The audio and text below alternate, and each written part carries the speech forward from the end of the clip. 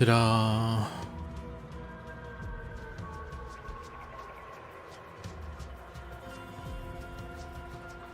How's everybody doing?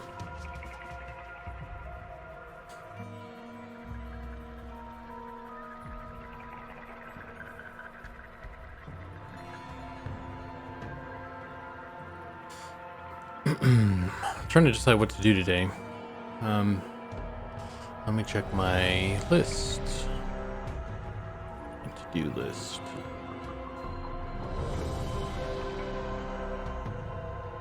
What day is it? We're the 18th. Hey Chaz. Hey John. Hey Quixana. How you doing? We have about a week at this point until the public stress test. So I shouldn't really be making new stuff right now.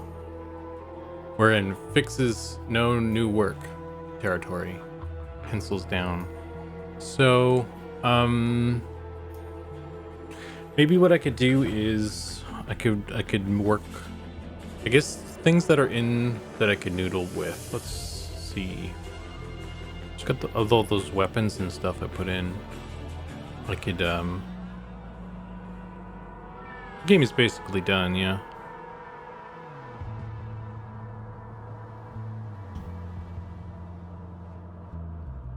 Oh, it's just like texture work, I think I need to do. So I could hop back on the enchanter armor. I think that stuff still needs more work on the textures. Get my thing out here.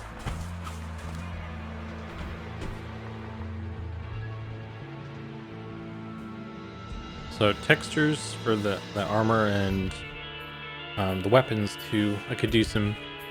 It'd probably be more fun to do weapon textures, I think.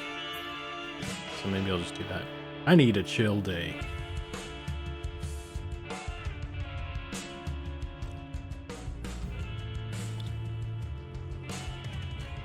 You know what I mean?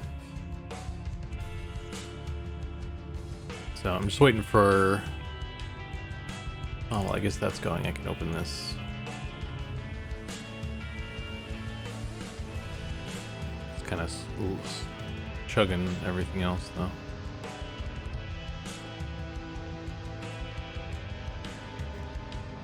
So here's all the weapons I have made.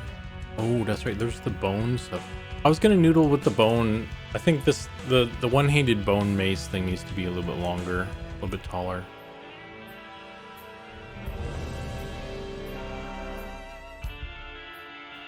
I think it needs to be.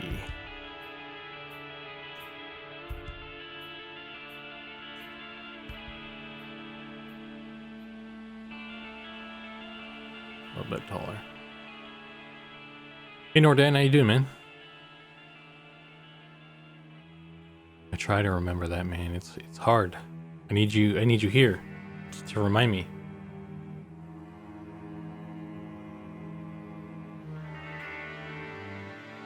Those all stacked like that should be one epic weapon. Yeah. Maybe. That'd be cool, right?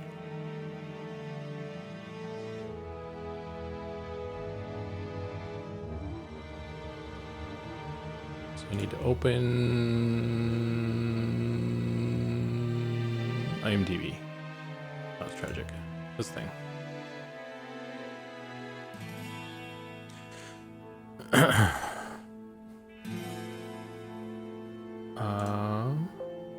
Let me do this. Where did I put this? Nope. Support. LPX.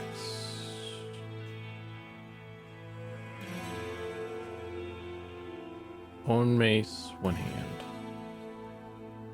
Downloads.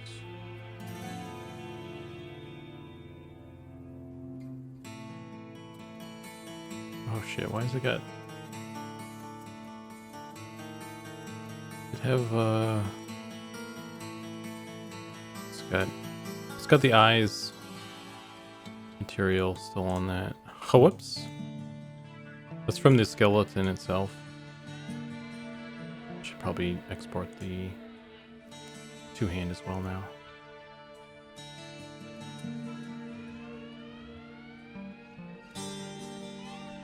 I was going to anyway, actually, because I wanted to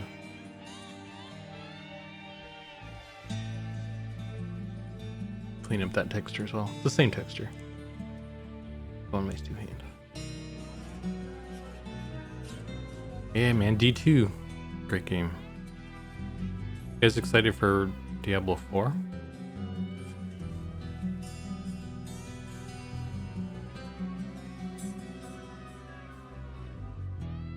Ew. Oh, wrong button.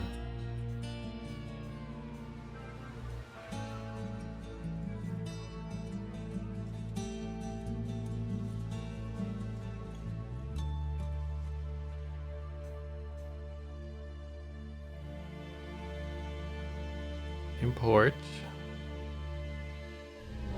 Color. Bones.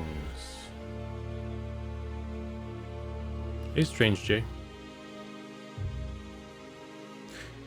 Yeah, I want to play it when it is it officially out yet or no? I forget. I'm not in like a rush to play it. I don't think. I'll play it when I get to it, kind of thing. 'Cause I'm just busy with other things, you know. But busy making my own game, right? So, but I definitely want to play it.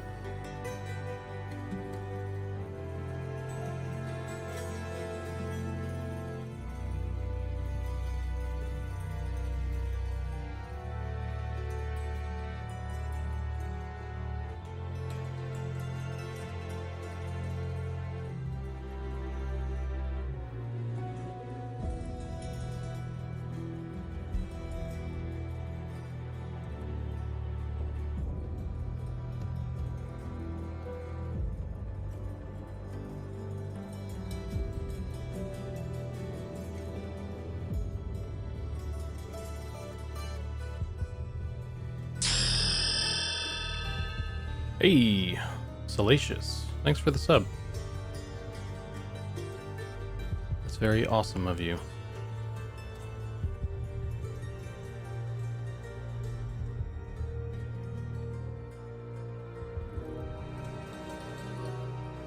I like it more than D3. It doesn't top D2. Yeah, like D3, it was a different, like I enjoyed D3 as well, I guess. It took me a little bit to get into it or to accept that it was different. Hey, Grindlord. Grindlord P99. Welcome. I think saw you in Sean's stream or something. That's quite the name.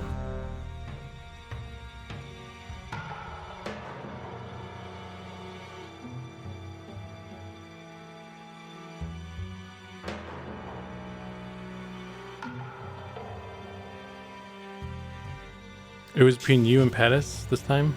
Both great streams. Oh, thanks, man.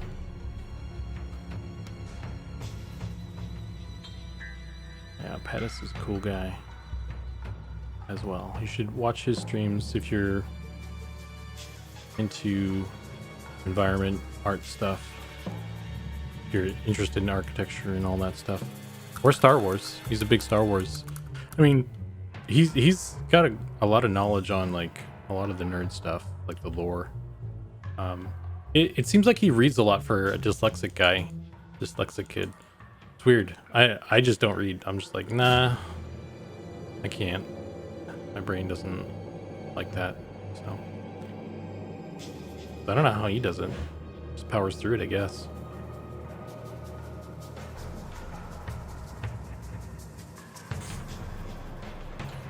I played the beta for D4 and it was okay. Fairly typical Diablo stuff. Nothing really wowed me. June is when it comes out. I feel like there's some other game that comes out soon as well that I'm thinking of, like wanting to play as well. Oh, it's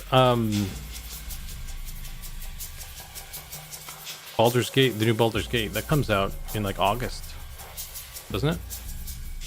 Something like that, later this week, this month, this year, one of those.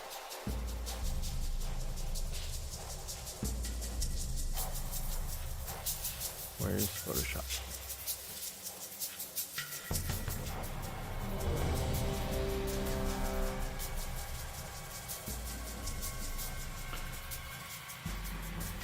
Yeah, I think I want to say I'm more interested in Baldur's Gate 3 than Diablo 4.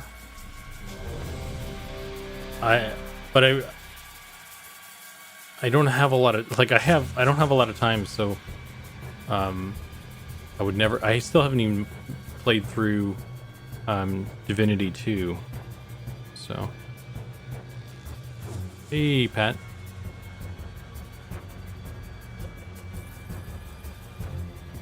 We're working on, I'm going to do some texturing on the weapons today. I wanted to do the hair. I wanted to jump on some hair stuff, but I figured, it's pencils down right now, so I should probably just focus on this right now. It's fine. We'll get hair in there. I don't want to feel rushed in doing it, like trying to get it in before the test and everything, so it's probably better to just wait.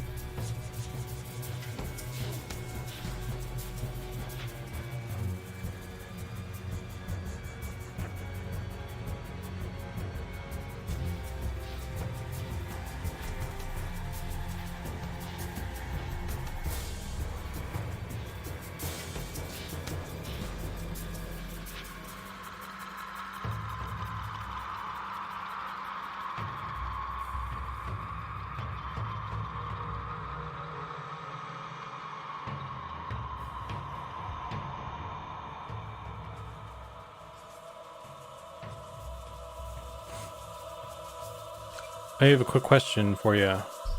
Do you know when and where we're gonna be able to download the client for the stress test? I don't know when. I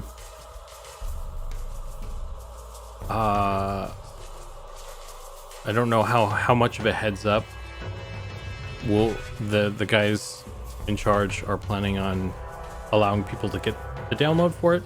Hopefully there'll be like a day or so or something so people can get it downloaded. It doesn't take very long, downloaded and installed and everything. I don't think it takes very long though to do all that, to be honest with you. The game isn't, it's like 20 gigs maybe right now. But I don't know what the official plan is. In terms of well, I guess that answered both those, didn't I? Able to download the client for the stress. Oh, I guess the other part was where. You'll get a link. I imagine we'll provide a link that takes you to our website, and then you'll create an account on there, and then once you log in, it'll give you a download for the client, the launcher, and then you download the game through the launcher. So that's that sort of deal. That's how I have been doing it. So I can't imagine you guys will do anything differently on the 11th hour. Meaning Ollie is totally capable of pulling some hat trick at the 11th hour, I'm sure. I mean, I have no doubt he is, but I don't think he's gonna do that. I think, yeah, you're good. It's fine. We're good. Everything's fine. You should give Monsters and Memories a try. Zukan looks pretty good. I'm waiting for the public beta. I'm really excited. I don't know if I'll be streaming that or not, but yeah, once the Monsters and Memories public stress test is available, I'm gonna be excited to try that out. I hear good things. I hear the developers are pretty cool too.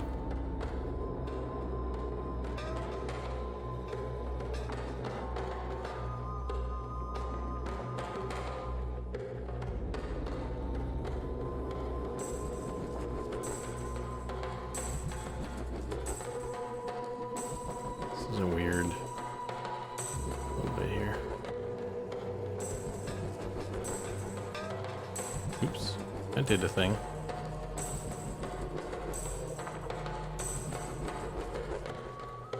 Will the mobs hold your cool weapons in their hands as loot?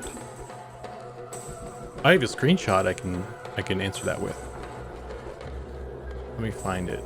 I think I already have it downloaded actually somewhere. Maybe. Anyway, here it is. Here's Timon Bell, one of the named ghosts in the dungeon. He's holding the book I made. And I don't know. I haven't really seen the skeletal boss much, but I would hope he would hold his bone mace and stuff too.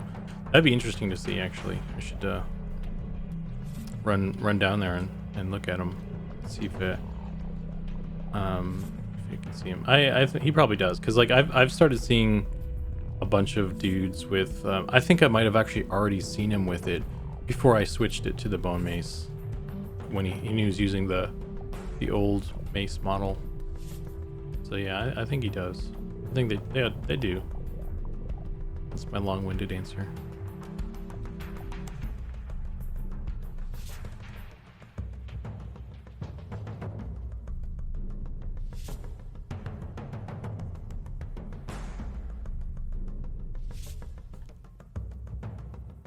Oh, there's stuff down here.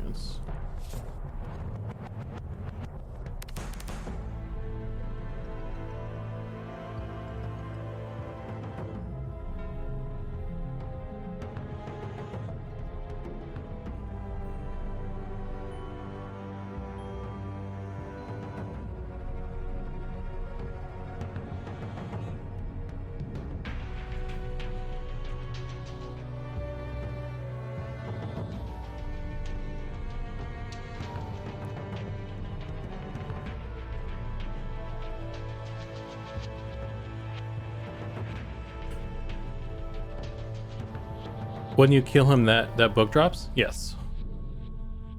Yeah, that guy he drops the book a lot. That's his most common. That's the thing. That's the loot I've seen him most drop. But he has some other stuff too. He's like well, I won't spoil it, but he's got other things.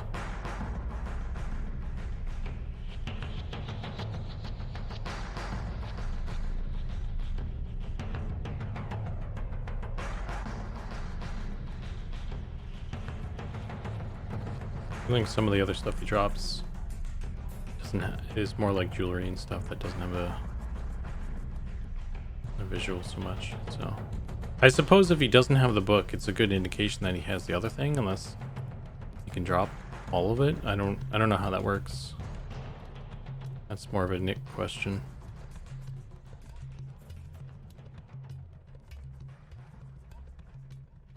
One of the art guys streams super humble. Oh yeah. Yeah, I hear Pattis is the humblest. Extreme humble.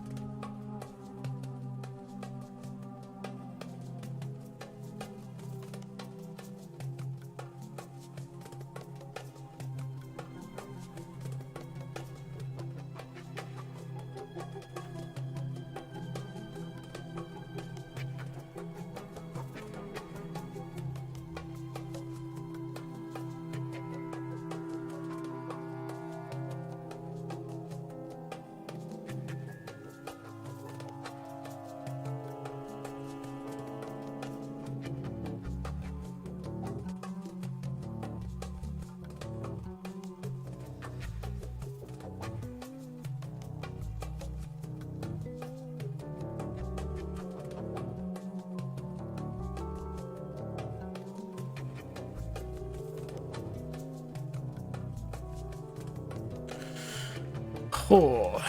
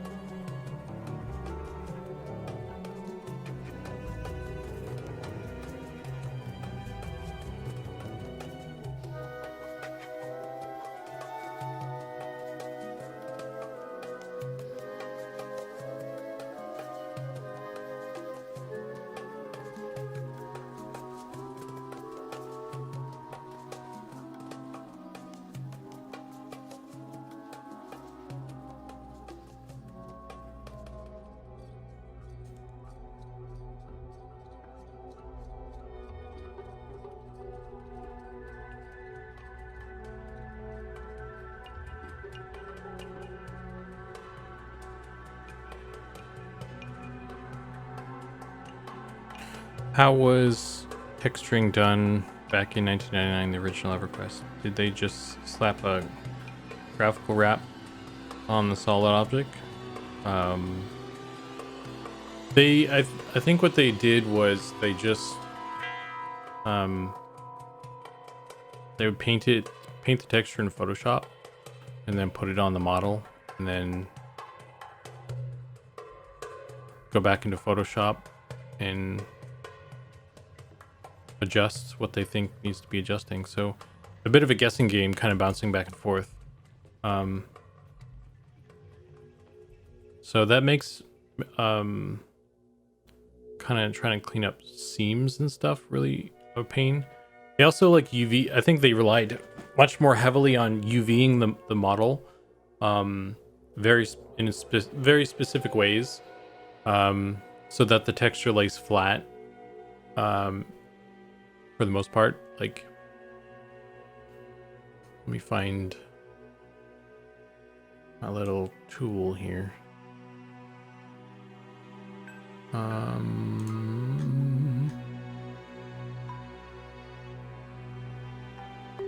Lantern viewer.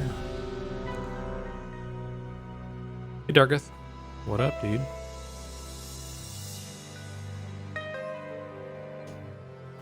So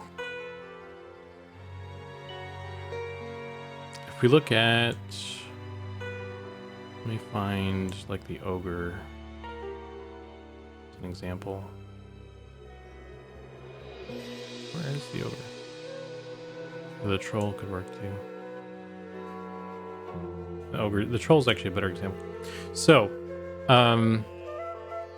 do you see like under his arm here? It gets all warped and stuff, like stretching. It's stretched out. That's because the way they UV this is they just have the chest piece. I don't think his butt's included. So it's just the butt crack to the bottom of the head here, and just the back of the body. Actually, they cut it in half, so it's half of the front and half of the back. That they just kind of like took a screenshot. It's basically a screenshot of just that part of the body, front and back, and it's just like a projection. It's just flat, so that way they can paint the texture, and they can predict kind of how it's going to lay on the body, because they did a very flat UV job. And kind of in between, like on the side here, it's stretching because they kind of just ignored that part of it. They didn't really do any cleanup, because it's harder to get those crevices and stuff when you're UVing low poly stuff, and you're just projection painting stuff, UVing. That's why a lot of the bendy bits, like the shoulder and the elbow and that stuff, and those are all kind of weird because they're harder to unfold in a kind of a flat way.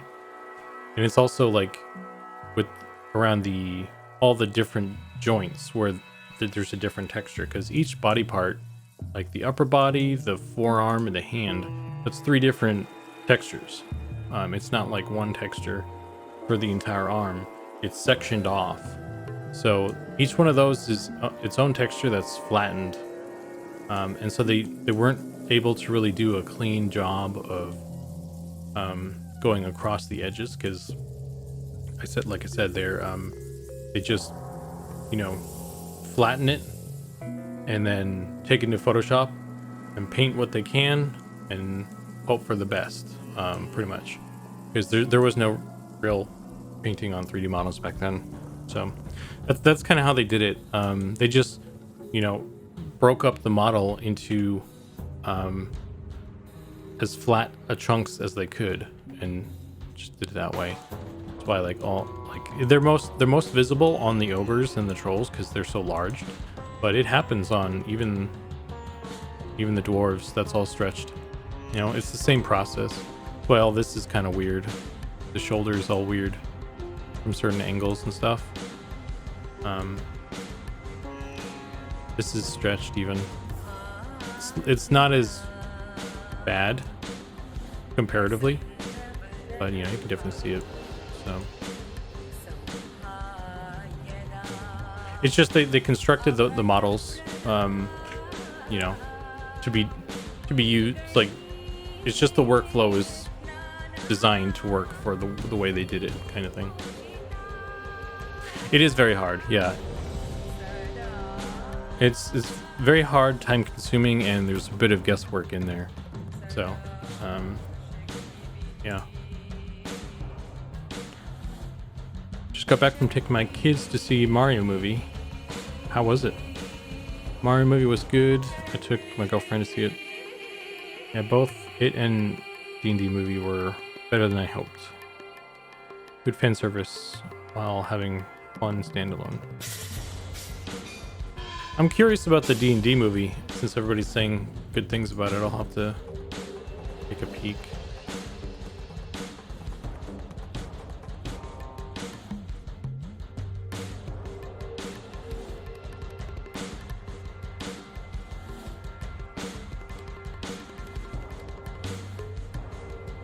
Hey Justin.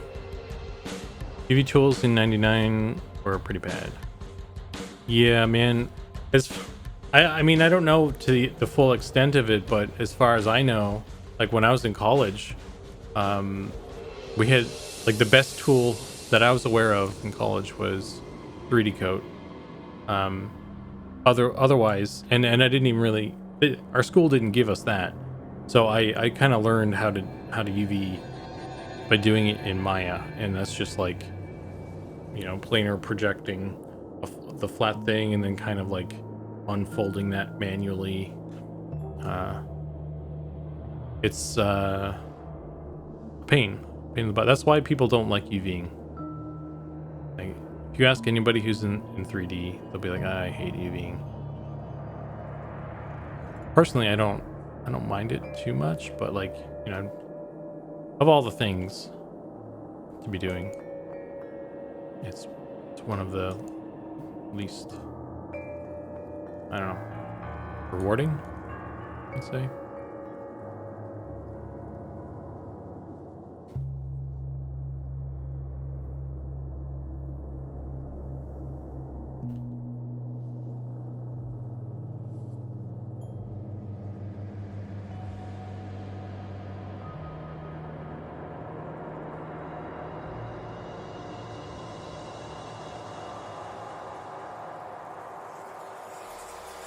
Yeah, play and project, no relax, no. Oh shit, they didn't even have that. God damn. Yeah, man, if you don't have relax or align, then you're pretty much straight up just like chopping up the model and then taking like a flat snapshot of the way it is, and then just kind of like, I guess, puzzle piecing it together. Like I would, if that's how UVing still was, I would be in the same boat as I hate UVing. So I don't like doing the planar projection stuff and just trying to figure it out. It sucks. But I mean, there's these days there's a lot of really good tools for it, so it's not so bad anymore.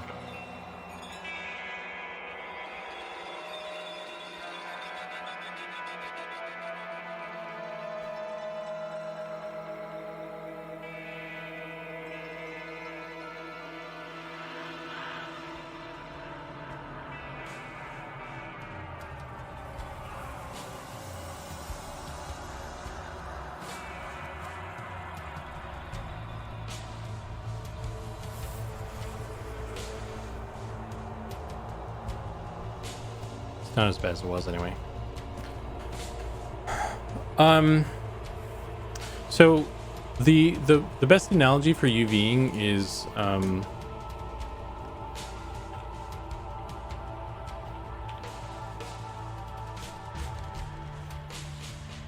oh shoot, that's not.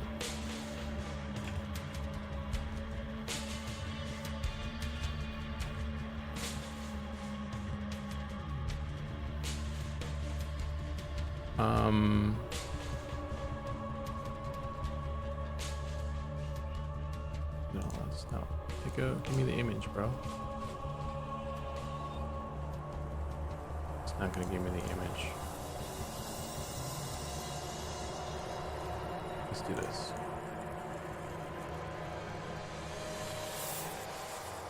So you know these chocolate Santas. They're wrapped in like tin foil, little tin foil with and you know chocolate Santa.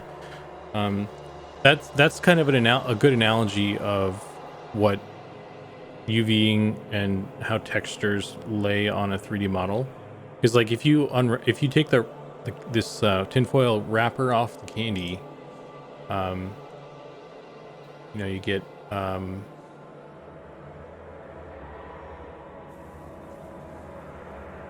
like, you know, the crinkled little wrapper and stuff.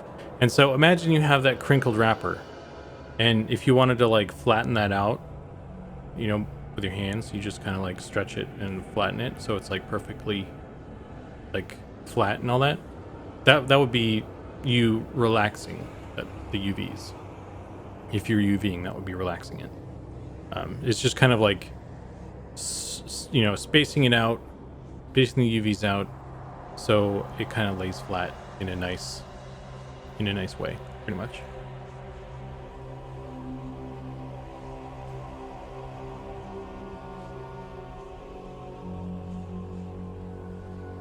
Yeah, I would planar map in strips, then stitch it together and move verts around. Oi. Oi.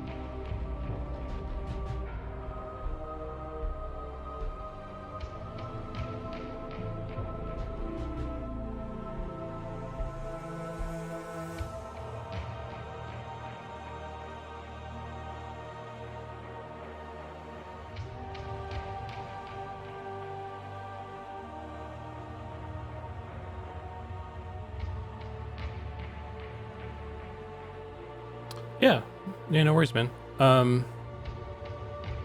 That's yeah. UVs are kind of difficult to wrap your head around, I think, for a lot of people. But I think that's probably the best analogy, and it seems to, you know, help people most of the time. So yeah, I like that analogy.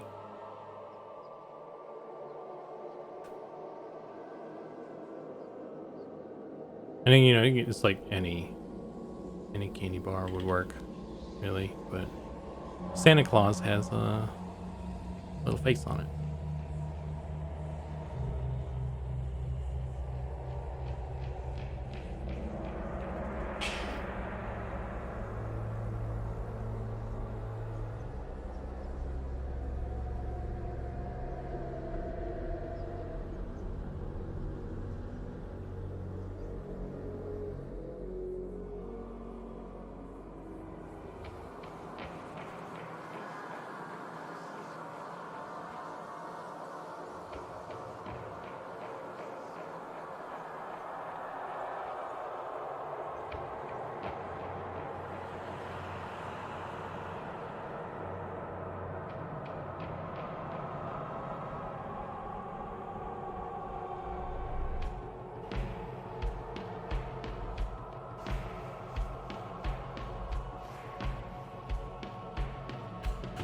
Okay. Let's update that. I need to find the actual texture for this. This guy. Oh, is this gonna screw things up? Oh, shoot.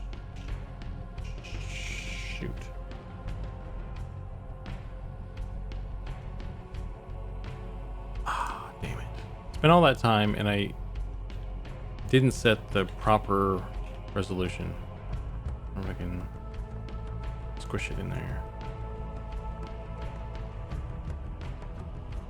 That's unfortunate.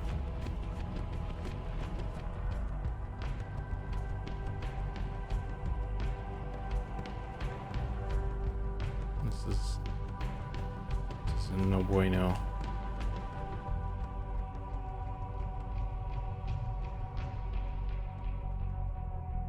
No me gusta.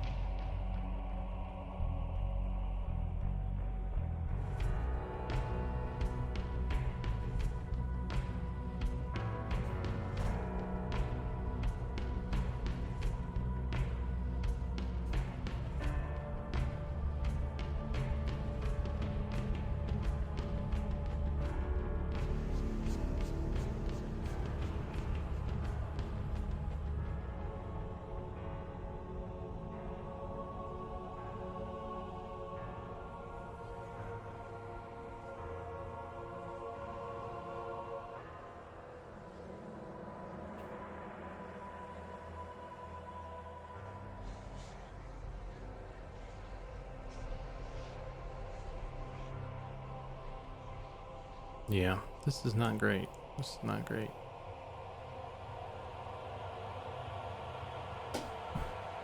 Didn't I? Well,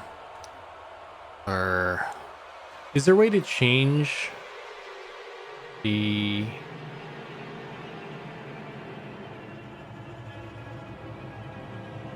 I don't suppose you know a way to change the size of the image in the process.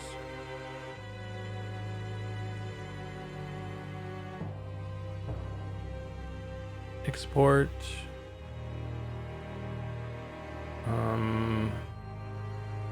PNG. It's not gonna let me change the resolution.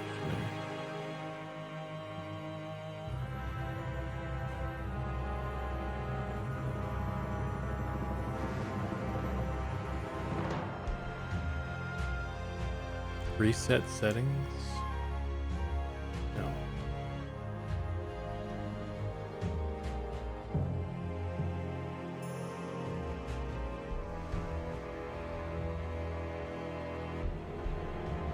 I don't think you can do that. No, this is 3D Coat. It's a 3D painting program. I think I'm just kind of boned, pun intended.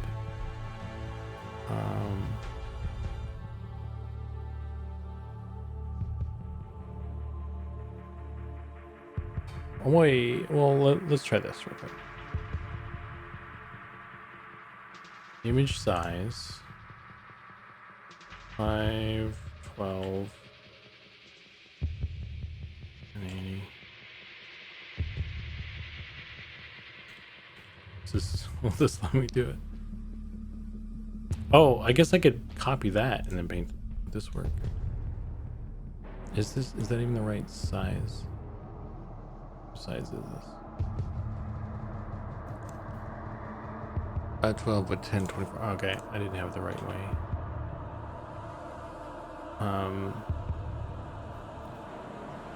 512, my 1024.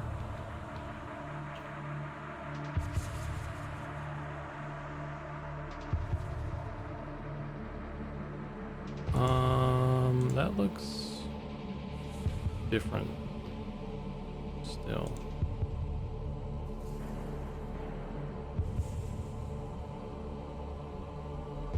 Let's save this.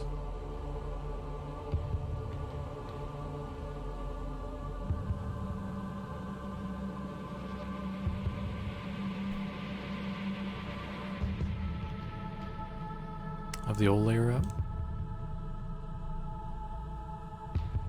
Let's try it again. Oh yeah, you're right. That kind of. Oh, okay, cool. That worked. Nice. I think it worked. Let me do this.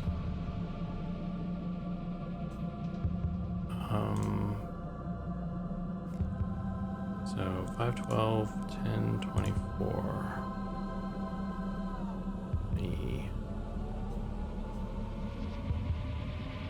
Save as.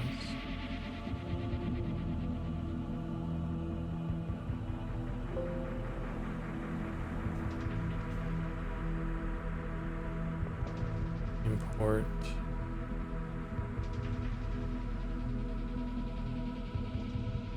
Yeah, that worked. Nice.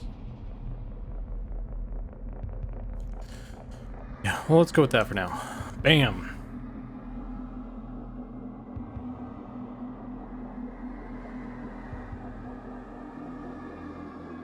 Good call, Aonith. Sorry if I pronounced that wrong. I'm bad at names. Yeah, good call. That worked. Might wanna just bring that over a little bit like this.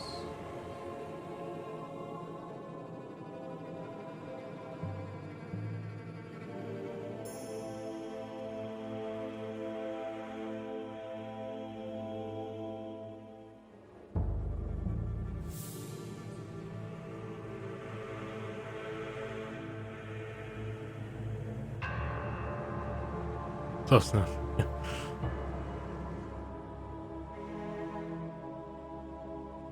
I apologize.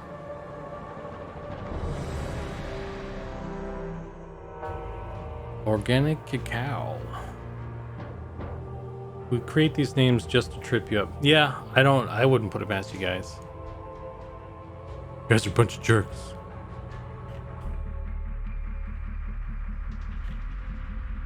That's fine. I can't read properly anyway. Not even on things I'm supposed to be able to read. So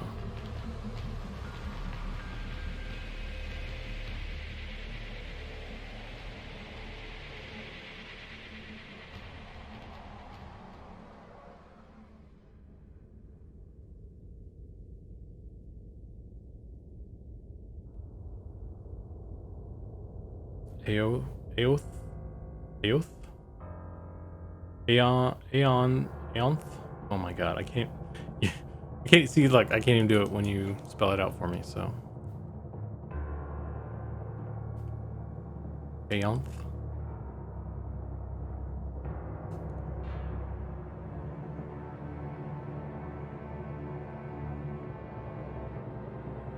I'm hopeless.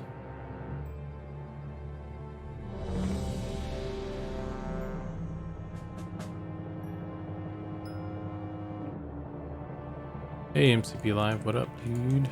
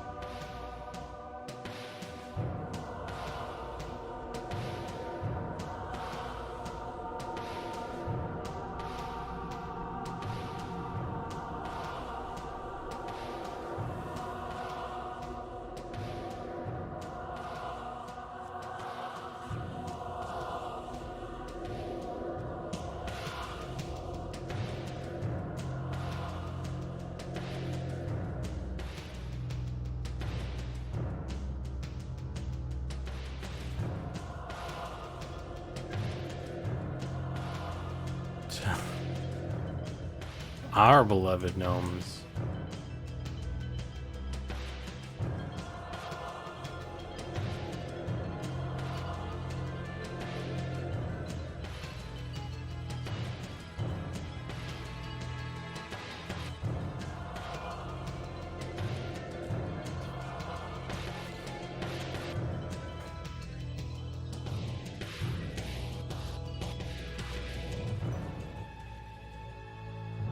Okay, so this one's pretty good. Let's go back to this one.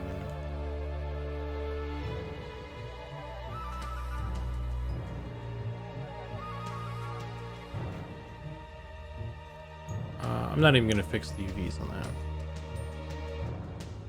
Does that just make things more difficult?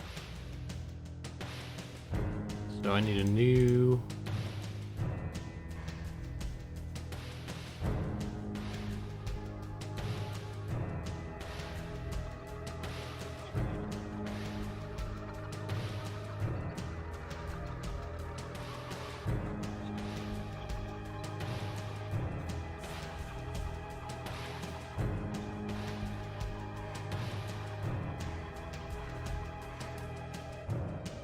Need to clean up some of this.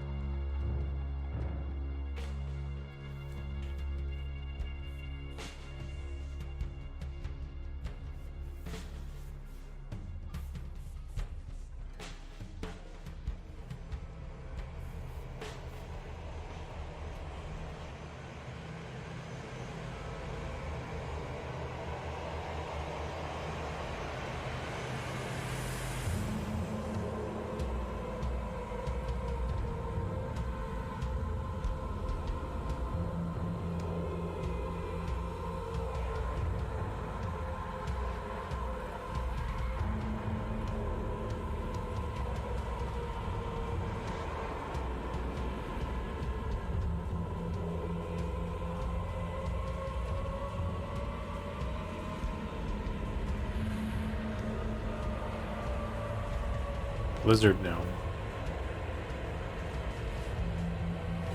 Which race will be next in the pipeline? Sean says it will probably be a lizard so that you don't lose hope.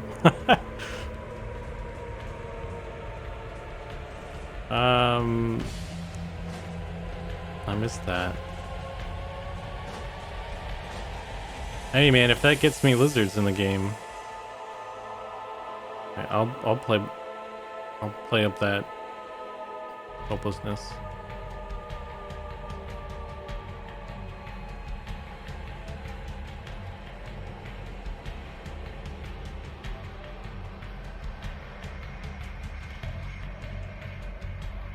Oh, I'm so hopeless. If only we had lizard people. Yeah, Ixar's my favorite race as well. They look so cool, man.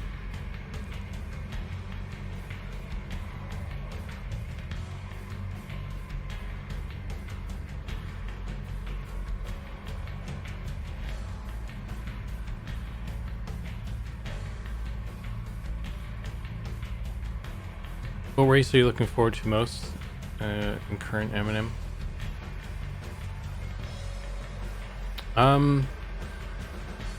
Well, I can say the next one's up to bat. We just redid the human male, so we're gonna kind of redo the human female based off of those changes. So the next one, kind of going through the whole process, is going to be the female human. We're going to update the UVs, the model, add some more hair and face options and stuff. Get that going. And then we're going to do the same thing to the gnome and the ogre. Well, we'll do it for the ogre, I think. The gnome, I don't know how far we're gonna push the gnome next, because there's some rigging stuff we were thinking about with the short races. So in terms of short races, it makes the most sense from a technical standpoint for us to do the halfling first, so that we get the halfling on a rig, That's kind of a midpoint between gnome and dwarf, so that we can use the short person rig on all three of those. But yeah, we need to have a. We're focusing on the public test right now, so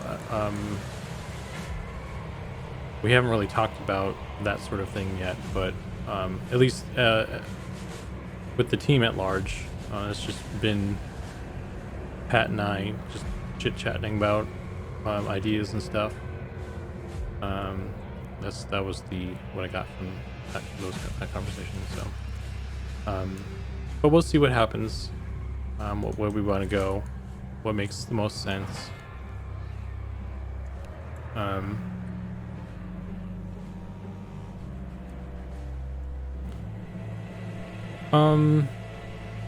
I mean, there's a couple troll with old school models. Yeah, I like the old EverQuest troll.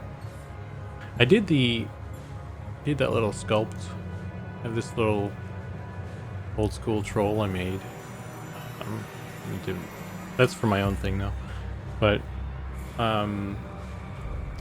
yeah.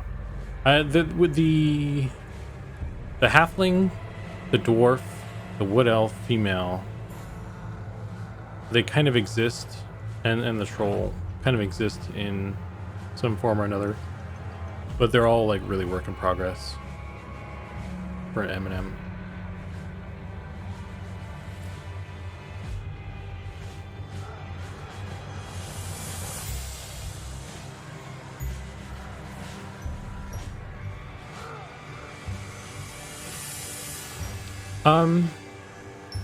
Yeah, I could show them off, but they're it's in. Let me open. I'd have to open. Well, let me do this. A better way to look at it. Under.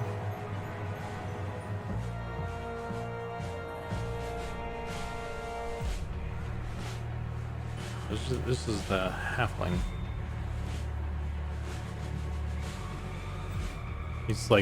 He's got the gnome textures on him. It's not. This is like the high poly version 2. This is not how smooth he's gonna be. This was like a prototype for it, so there's not really much to see, right? Because it's work in progress.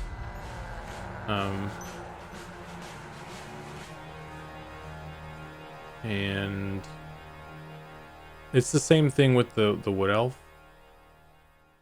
Where's the wood elf?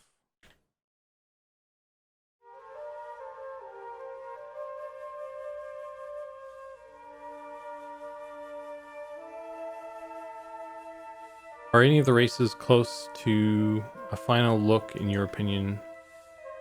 Is there still a lot of work to do? I mean, the closest thing to complete is the human male. But even he still has like polishing work to be done. Like texture wise stuff, we want to like polish it up more, and adding some of final touch like hair options and that sort of thing. So because like bear in mind we built the human, gnome, and ogre, and then we were trying a bunch of different things with them, different systems and different looks and stuff. And like a month ago, we rebuilt our system basically from the ground up. We came to we did some changes to the human, some major changes to the human, and then we rebuilt our texture loading system from the ground up. That was a major thing. It took a whole month to do. And so we're kind of still, working through that. So like that's why I say the gnome and the ogre and the female human have to go through that process still. So the state they're in right now is kind of like where they were at on the old system, but we need to put a lot of work into them to kind of revamp them to the new system. Wood Elf looks cool with the Spidey style. Yeah, yeah. This is the same. This is in the same state as the halfling was. It's just a high poly sculpt, like a placeholder. It's not going to be this smooth. It's not going to be this high poly. I was just trying to get like a feel for proportions and that sort of thing. So,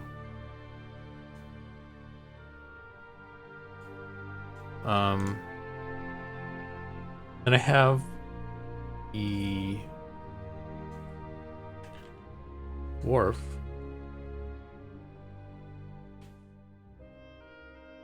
So I was filling potholes with gnomes. What did I miss?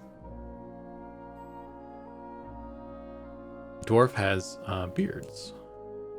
He actually has. This is a low poly. He's got a, because I think I took the ogre body and I made a dwarf out of it. So he's got kind of some stuff assigned to him because he was built off of another model. Let's see if I can make him run. Yeah, so this is the dwarf where he's like, we just threw this together. This is the same situation as the other ones. This is actually farther behind than the ogre, gnome, and female human, because we haven't really even done a real pass on him. This is just kind of a prototype as well. So, but he looks kind of interesting, really rounded. I was playing around with the beards and stuff. I wanted to see how that would go down.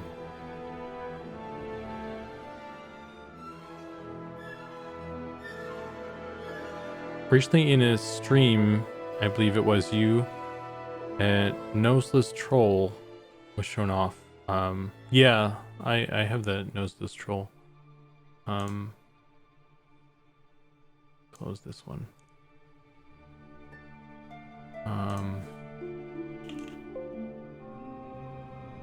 And the troll is heavily prototypey, so like he's not even really done. So next to the ogre for scale. So ogre's pretty beefy. This guy has the noses, both of his noses though. The noseless one was like, I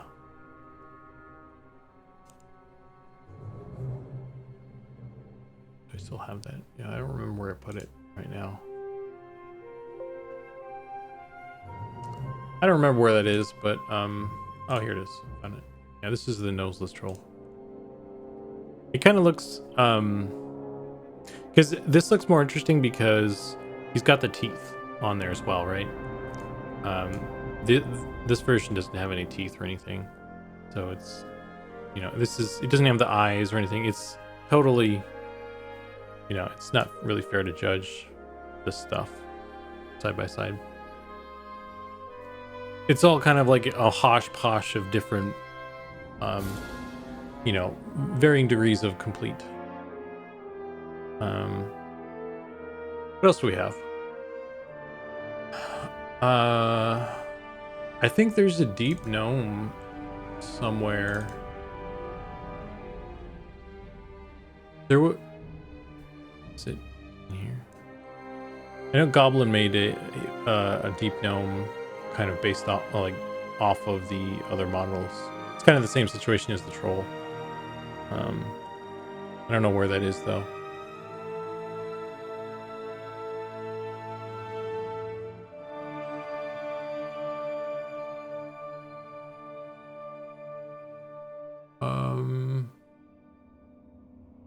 Yeah, and that's all we got right now. That's all that is floating around.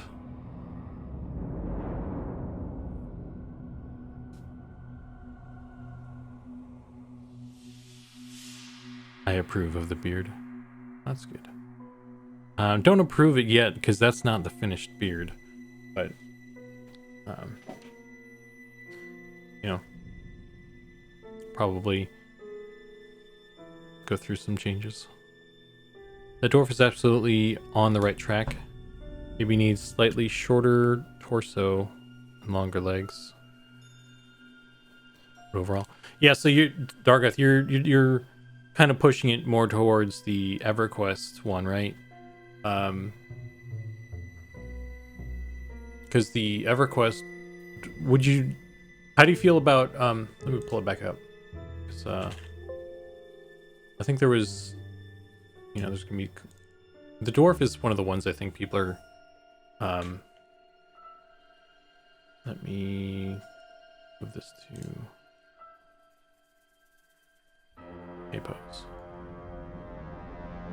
So he's very solid, and the head is small and kind of hunched over. So I know the EverQuest dwarf is, it's got a very big head that sits on top. Need wider pelvis. Okay, I can fix that for you, man. I got this. I have a lot of experience now.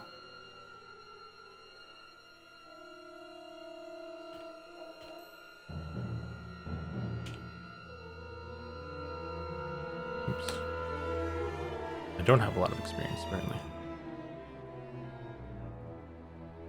There you go. Wider pelvis. Damn boy, he thick. Okay, now we gotta look at him. We gotta watch him run like that.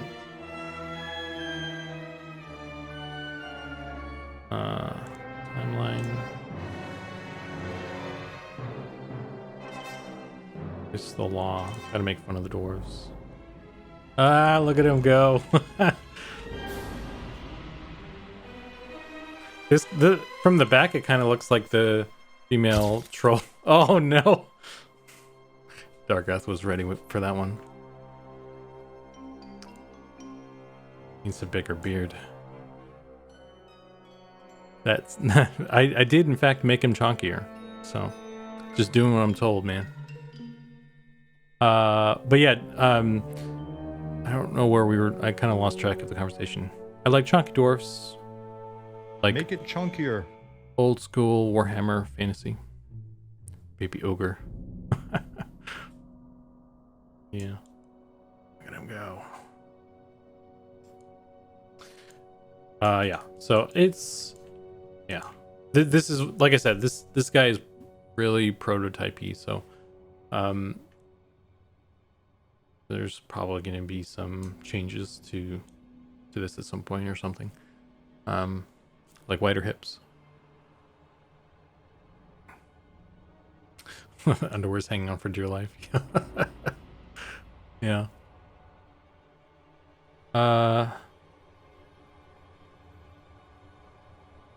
Same. I prefer stocky.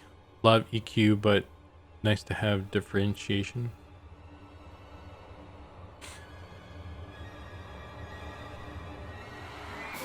Incoming Twitch ban. Yeah.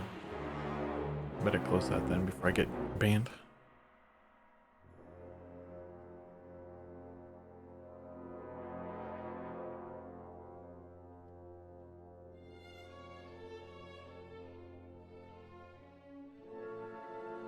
But yeah, so that's where things are.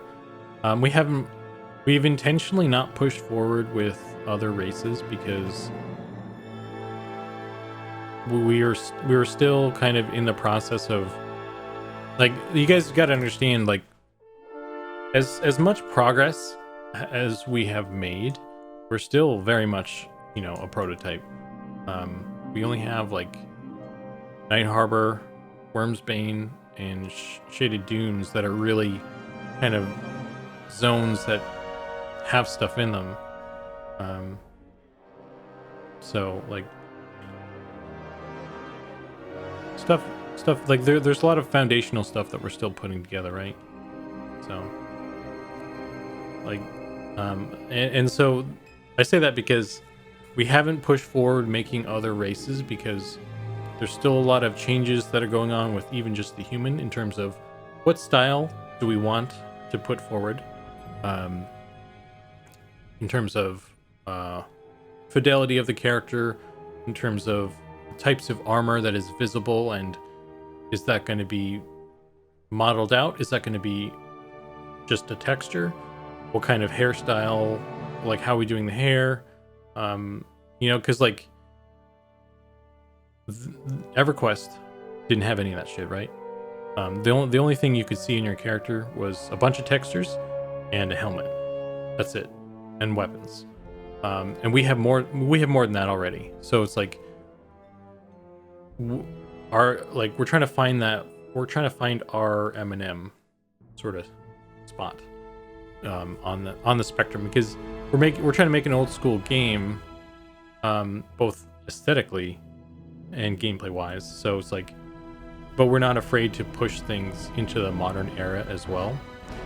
But we don't want to lose old school vibes. So we're constantly like looking for that line. Like, where's the line that kind of changes things to not feel old school anymore? What things are important to make us keep that feeling? What things are okay to push forward? That could be improved using modern technology. So there's a lot of that. And I think we kind of, with the latest iteration of the human, I feel like we're pretty happy with things.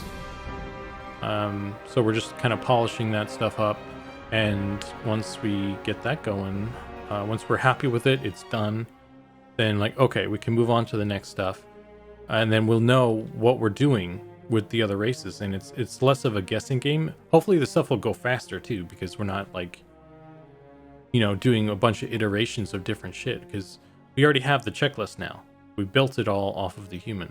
We know how we're doing the hair, we know how we're doing the faces, we know how we're doing body armor, we know how we're doing the cloaks, we know how we're doing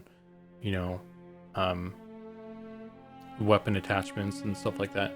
So we figured it out now. That's what all this stuff we have been doing was about. And a lot of it also is the rigging and animation. That's a big factor, and that's a huge bottleneck for art. So switch it, like making the gnome and the ogre and stuff, they're so large or small comparatively. There is some finagling that goes on into getting those rigged up and animated and stuff. So it makes sense to kind of figure our shit out before we spend a bunch of time on animation and rigging. So yeah, that's my explanation. My soapbox, so to say. Hey Thadvec, how you doing, man? Hello, Mr. Sculpts. OnlyFans. What did I miss? I will understand nothing. I demand satisfaction with more races. I love your guys' style much more. I love armor appearing on my tune. I agree. It's a lot of fun seeing the stuff. Thank you for coming to Zukan's TED Talk. Thank you for coming to my Zukan Talk. I'm rebranding the TED Talks into kind of collect royalties off of that and then fund the game that way. Has anyone ever even seen TED talking? Because like all the TED Talks I've looked at, it's been these other people, and I've never seen TED. TED doesn't even like introduce people or anything. I don't know. I think it's kind of sketchy, honestly.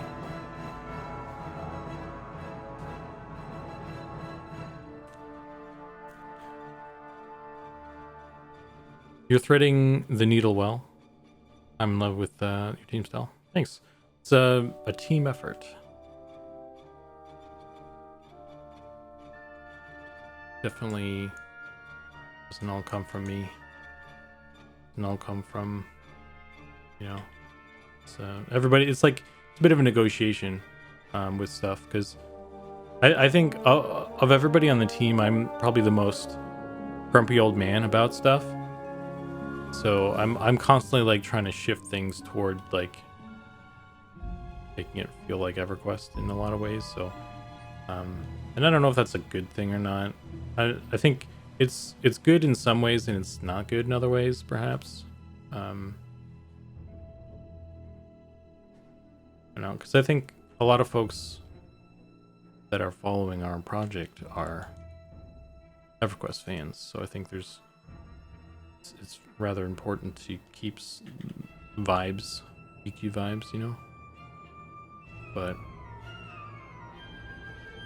don't want to just make it look like EverQuest, because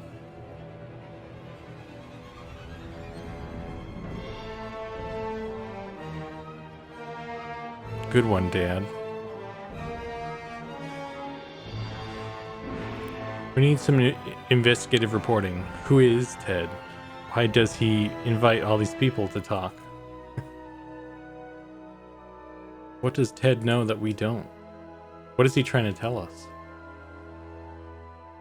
A lot of questions that are not answered.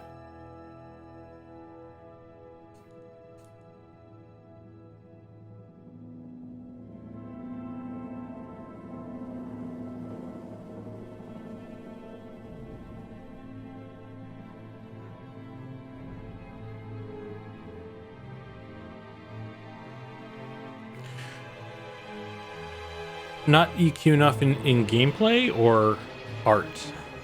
Because like, I mean, my perspective is just from art, right? I think there are some gameplay things that I'm old man grumpy about, but most of the time when I'm referring to like trying to make it feel more EverQuesty, I'm just talking about art stuff.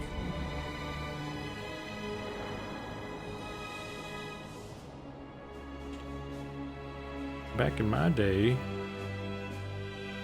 orcs looked like this. Well, this isn't back in your day, old man. Well, shut the fuck up and make it look like how I want it to look. Okay, there's some lag here. What's going on?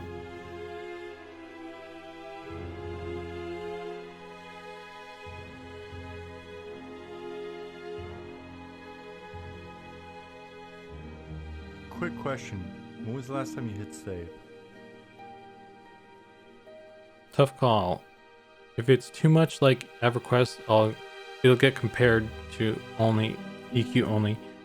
For me, a game has to present something new for me to want to play it. Is this an elephant trunk? It's like a bone. It's like a bone mace. It's like it's a bone. It's straight up just a bone. I ripped it off of the skeleton, literally. But it's a weapon. I'm just like cleaning up some texture stuff with it.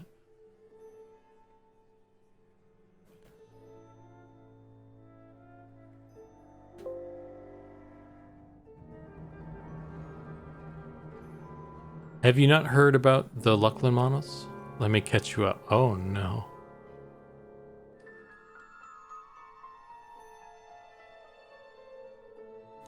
Well, yeah, because I don't know, like there's P99 and stuff, right? So, you know, there's the argument that like that's not a thing. So I don't know what you're referring to exactly. I mean, there's an argument for everything, right? So.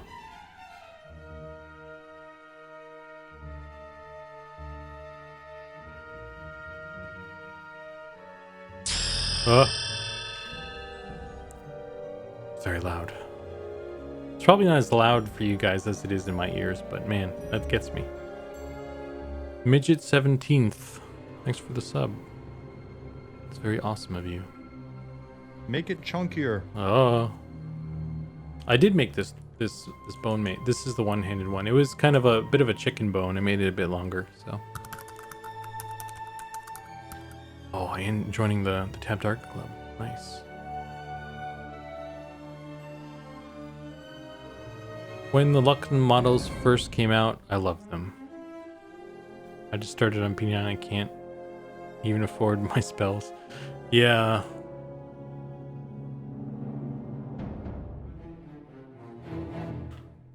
or starting out from like scratch with nothing in P99 is rough.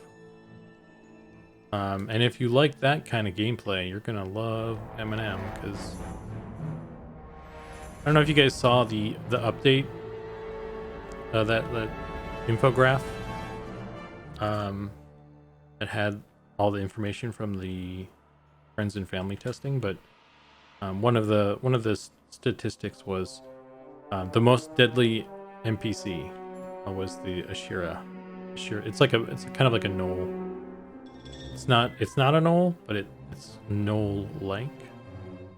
We will have actual gnolls as well, so I can't say they are the gnolls. But my point is, you're gonna get your ass kicked by Ashira. That's where I was going with that. So be prepared. You're gonna be poor. You're gonna be in the dark, and you're gonna be getting your ass kicked by Ashira and beetles. And you're gonna like it. My body is ready.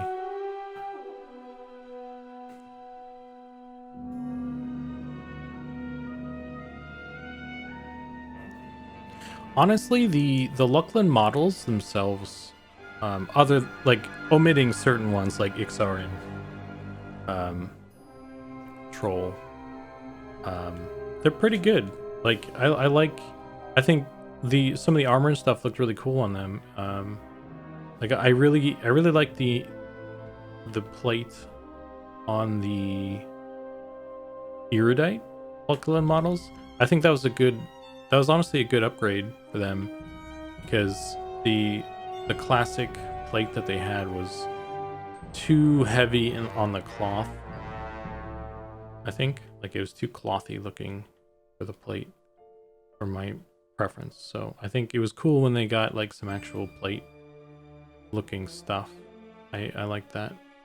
And I think even the barbarian, it was kind of interesting with their can enchanters charm the Ashira? Yes, they can.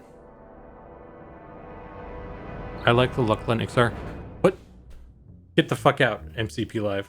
Get the fuck out. You're banned. You're not allowed to like the Luckland Ixar. Nobody's allowed to like the Luckland Ixar. They had stupid duck faces.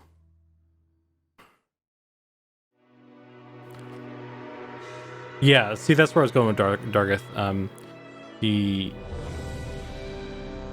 animations were not good, and that's what kind of made them, like, animations have such an influence on how a model looks. So bad animations can really kind of ruin a good model.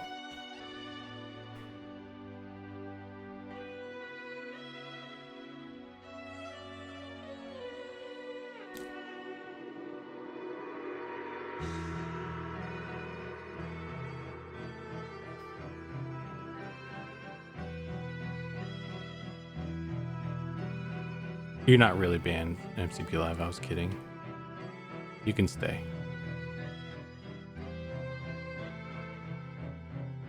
But you still have to not like the Luckland Ixar. I wasn't kidding about that. Okay.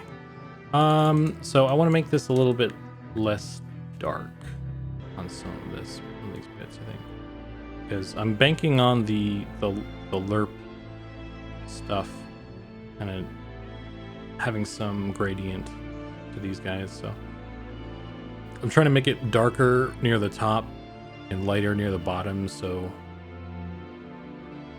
the gradient will make these things look cool. That's my plan.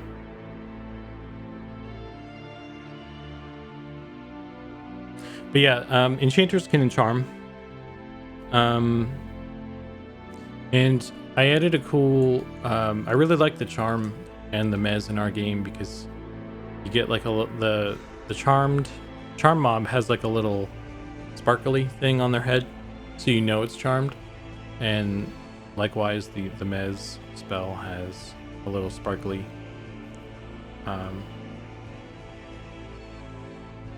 for when they're mez, so you know they're mezzed. So the melee DPS have no excuses for breaking mez.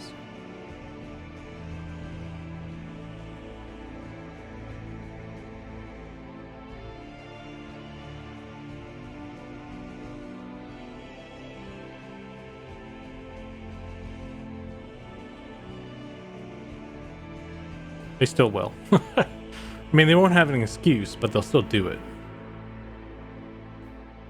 That's what I just like about D4 beta. All the models run animation suck. Oh no.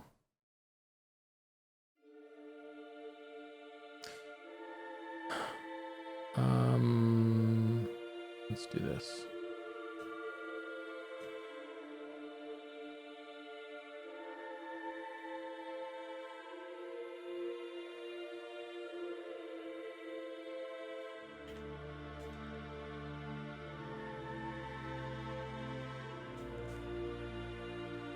Select.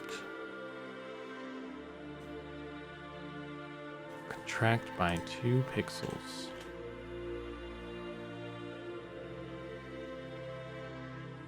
And then solidify B. All right. So that's going to be that texture.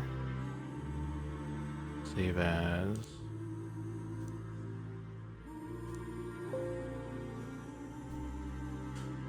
Okay, let me see. Make sure I'm still up to date.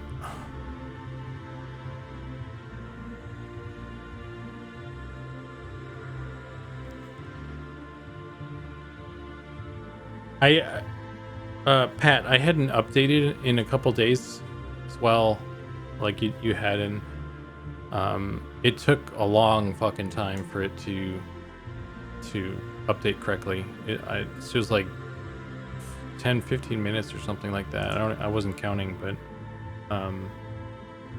yeah, it'll, if you just let it sit there, it will eventually sort itself out. But if you miss a couple days of the environment artists like updating shit, that'll really you know, knock your boots off.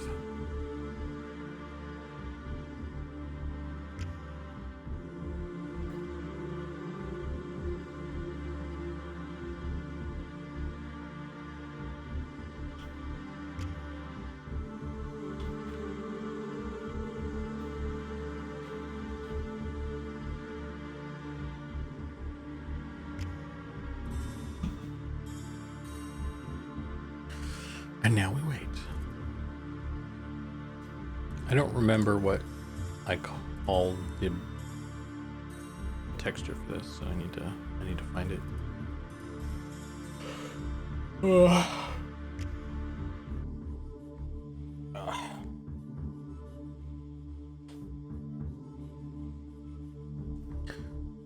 Hopefully I didn't miss any stuff in chat. Sometimes I miss stuff when, you know, people are chatting. So if I missed anything and you'd like to repeat it, I will address any comments, concerns, or questions while this loads.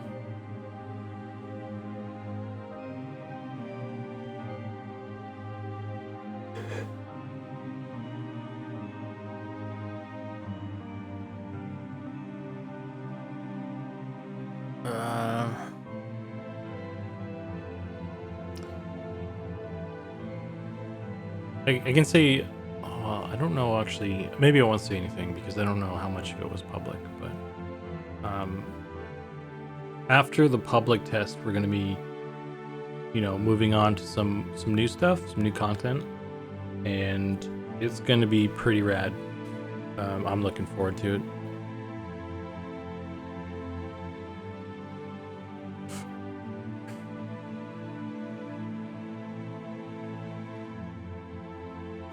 It's another dungeon that we're gonna do.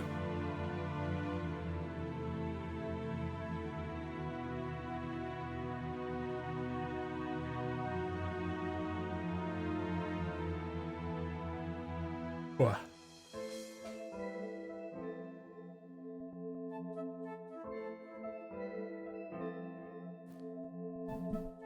Let's move the mic back so I can lean back.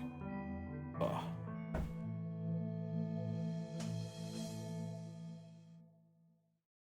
Get that back support, that lumbar support.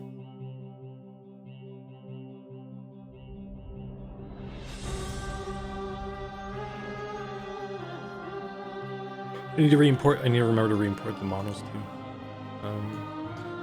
And I don't remember if there was other models that I wanted to mess with, or it was just the textures.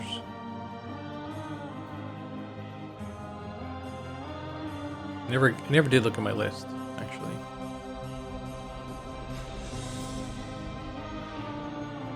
Yeah, I guess the other thing on the list was bard instruments, but I'm not going to get to those. Oh, it was the enchanter armor that I was going to mess with. Damn. It's not even 8 o'clock.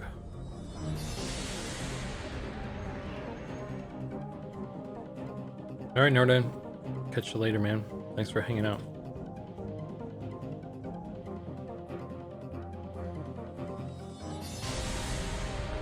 I was thinking about the enchanter armor shoulder piece.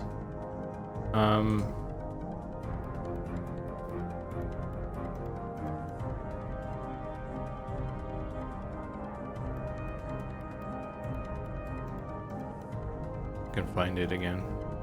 This one. So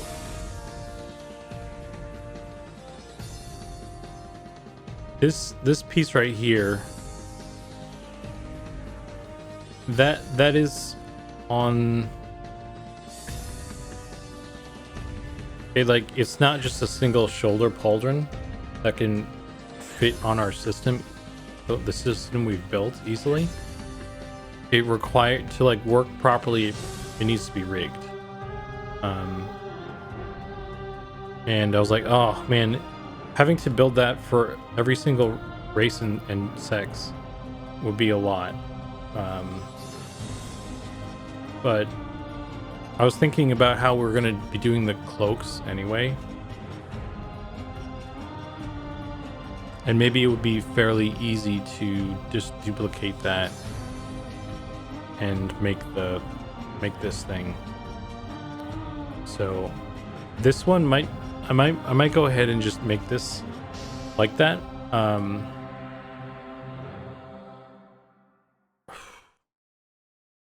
need to see if I can make sure I can have it equipped properly. But I was thinking maybe this one is one that like is kind of an exception.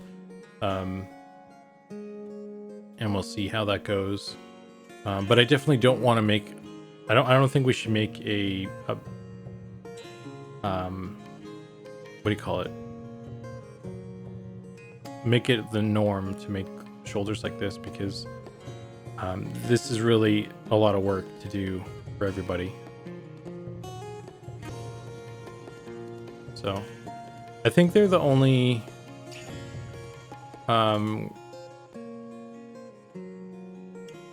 one that has anything like that. Maybe, I mean, this should be able to fit on the regular thing we have, so I think it's just enchanter.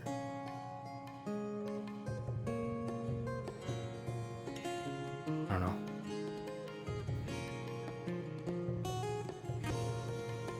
But anyway, so yeah.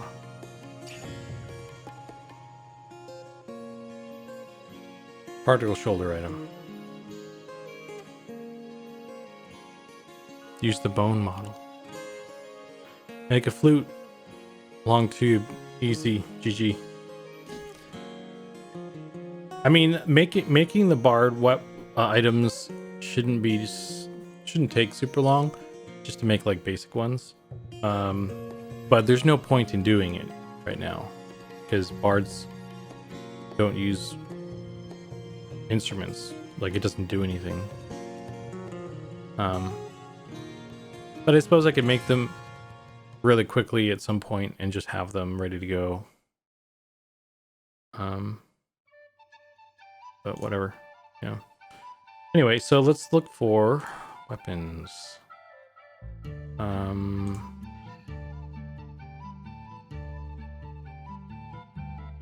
Items. No, this is materials.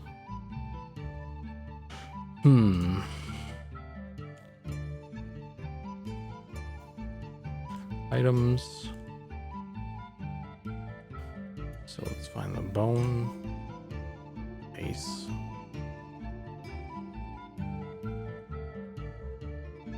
Copy these. Paste.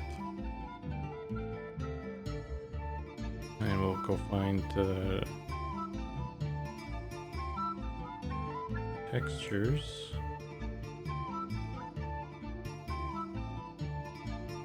Items. Bones. Okay, I did just call it bones. Alright. Makes it easy.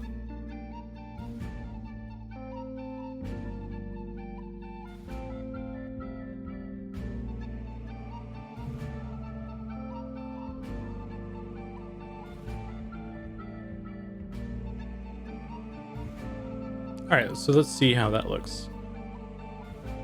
I know I have a necromancer that has the one-handed mace. So I wanted to see how that looks.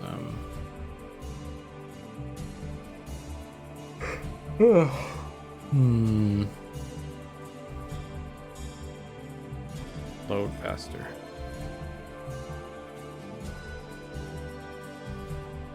Dev server.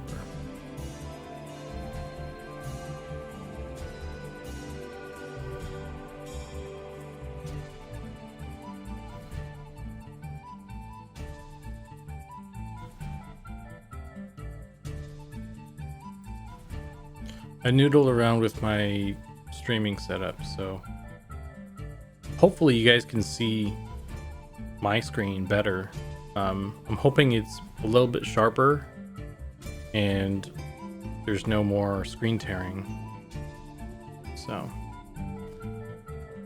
but it forced me to mess with some audio shit too, so I don't know how that's gonna play out. Testing it out live. Oh shit. I camped out in the middle of this.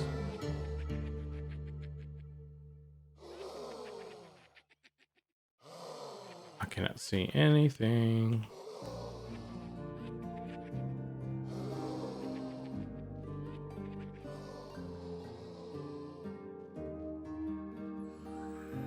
Wow, this is dark. Yeah, I'm so glad I spent all that time working on my stream so you guys could see all this pitch black. Good job, me. Jesus.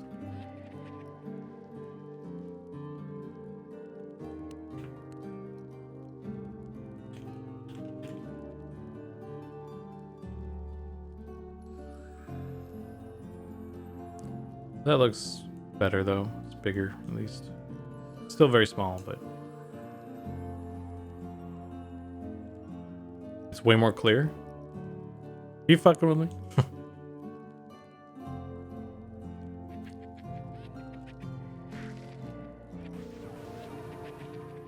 But yeah, so I don't know. There's not much to see there.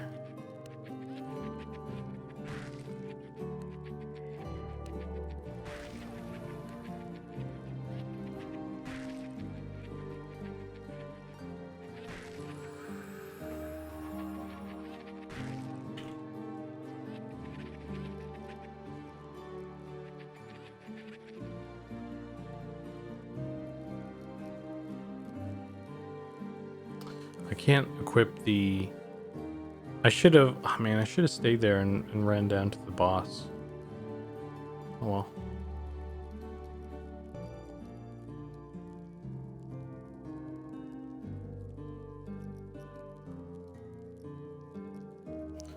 And the skeleton is like, I'm ready for my close-up, Mr. DeVille.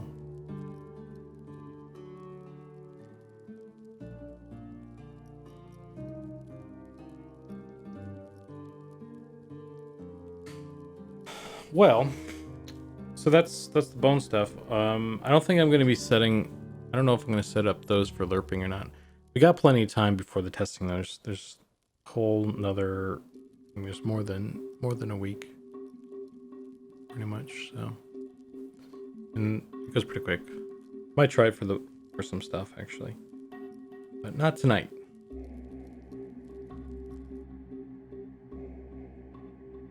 Okay, so this is the Bone Mace. Doesn't really look like a bone, does it?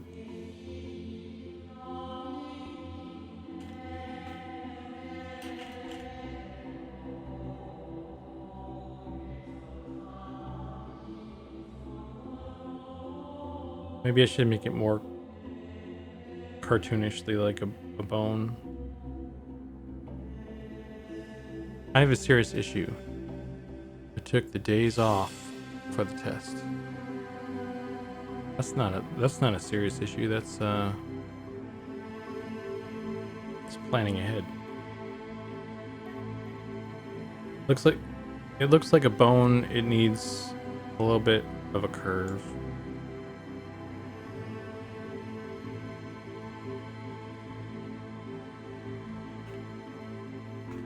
Like this. Maybe exaggerate the hip socket.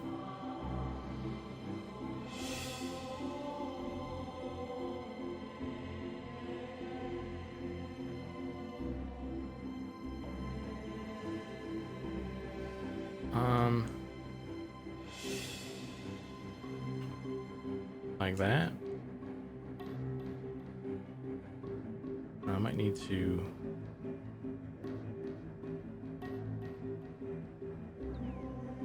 definitely need to add some edges here.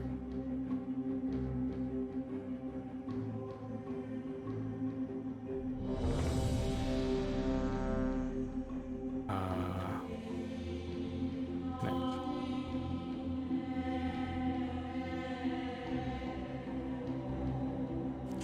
Oh.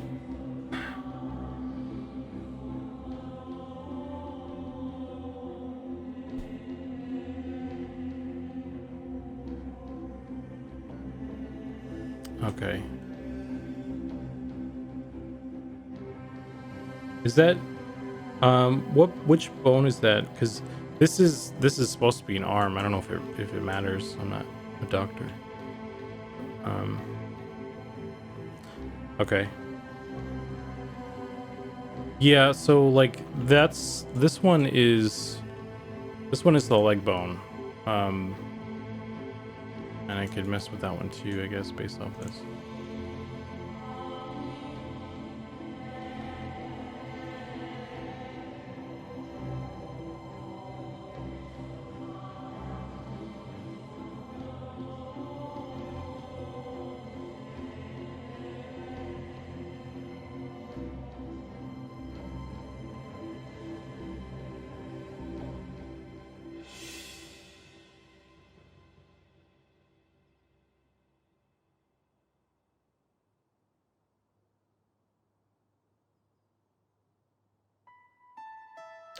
Yeah, this one, the one-handed one is, so the two-handed mace, the two-handed bone mace it's the leg of the giant skeleton.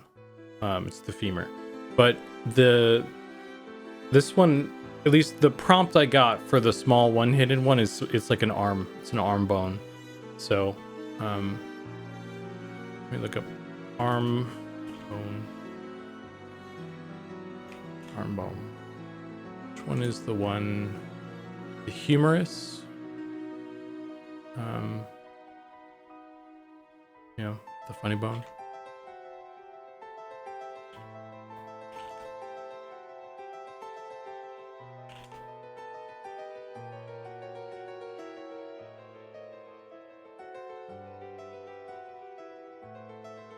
I mean, that one does have a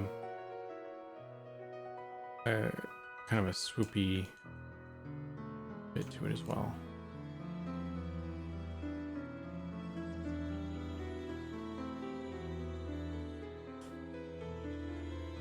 where the elbow is, it's got the swoopy bit.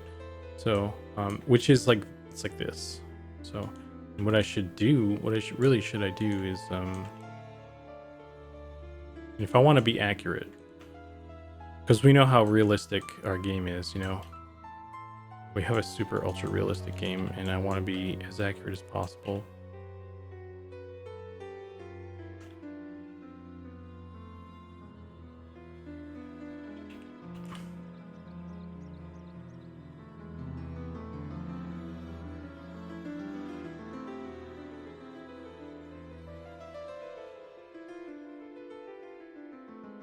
There we go.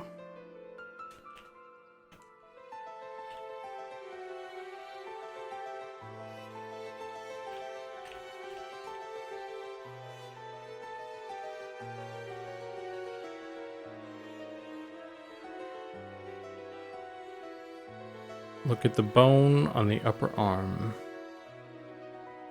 Bone kind of twists.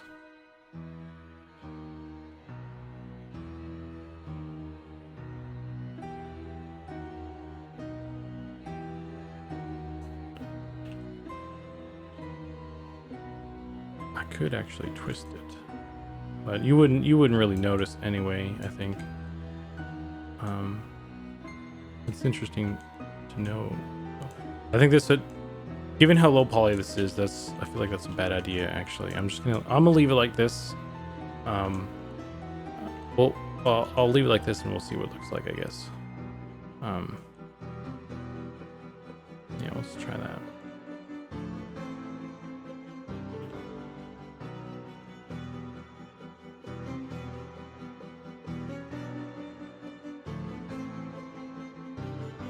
I think the curve covers it in low poly.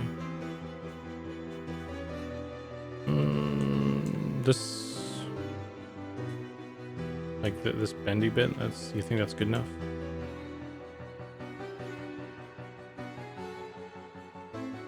Let's go with that. Let's try that. Let's see what it looks like. Oh, we're trying it out. I need to re-export both of these now.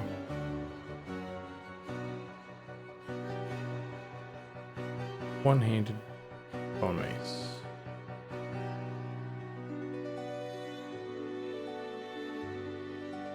Two-handed bone mace.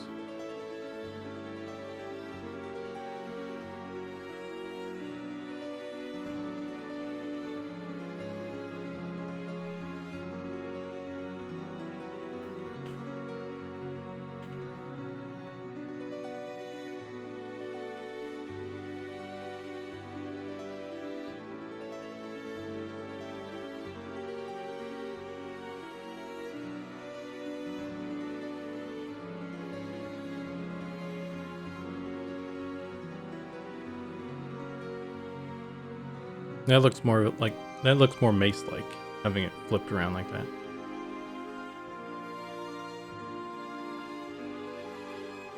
I would have liked to put a hand on there or something, but Nick was like, no hand. Or like a little skull. I'm just gonna make another mace or a scepter that is just like a little bone scepter mace thing with a skull on it, because I think that'd be cool.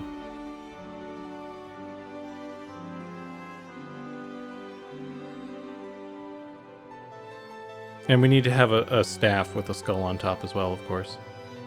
And that flops around. That'd be funny.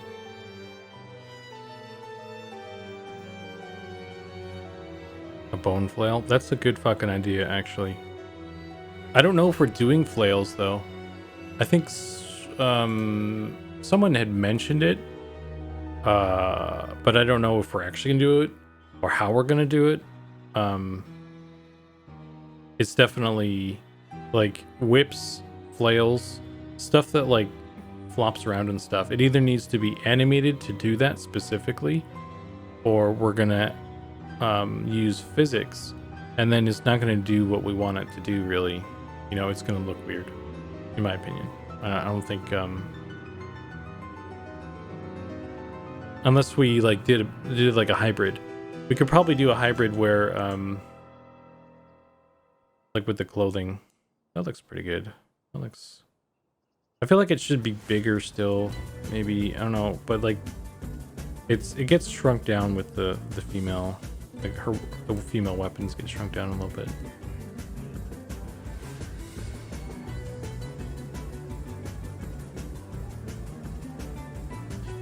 It will spin around silly. Yeah.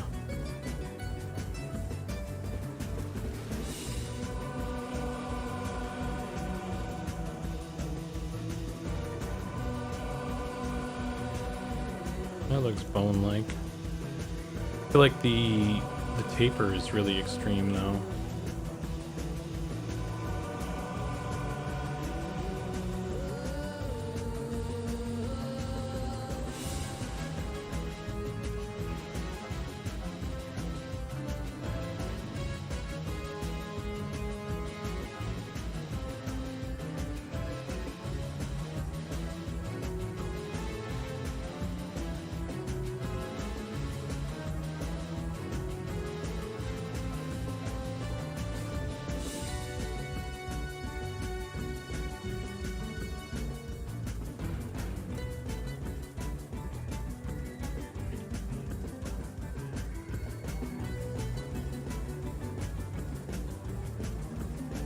I would exaggerate it more, thicken it as it goes toward the striking point.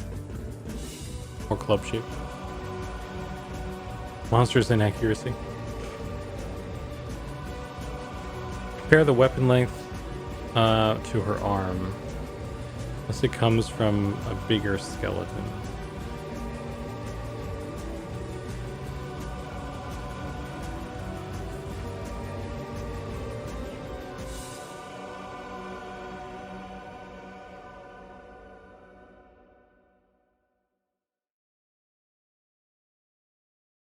More club-like.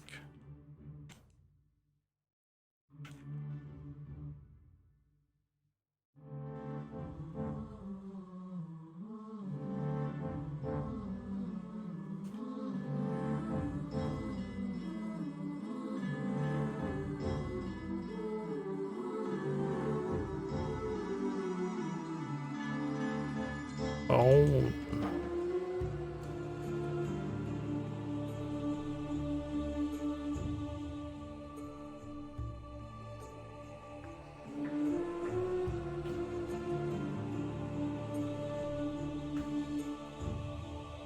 Make it kind of lopsided. Something, I don't know.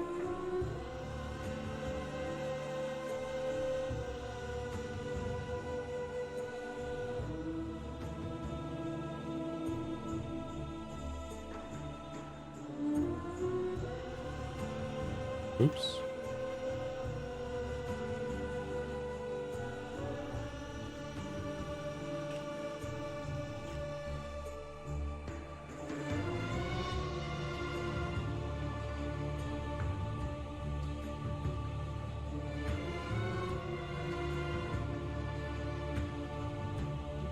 Let's go with that. Wants to sell funny bone. Well, now we need a funny bone in the game somewhere. I think it could just be like a funny, like a vanity item or something. That'd be fun.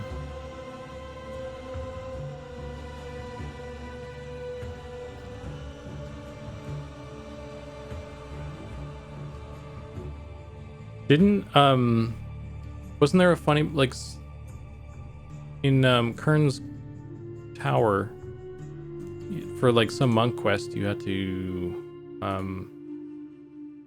collect some bones, and it's like a hand, but isn't there like was there a funny bone or something? An arm bone?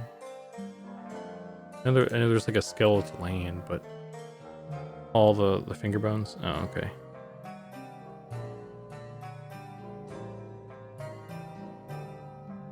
A wand that changes. Ah, yeah.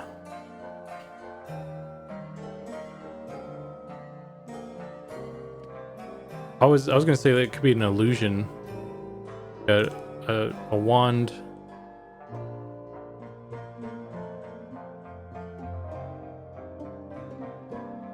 A wand. I want to pull this bottom bit down as well.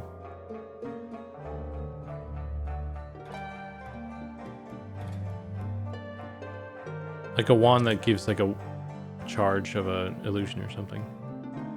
I don't know. Skeletal gesture. Yeah.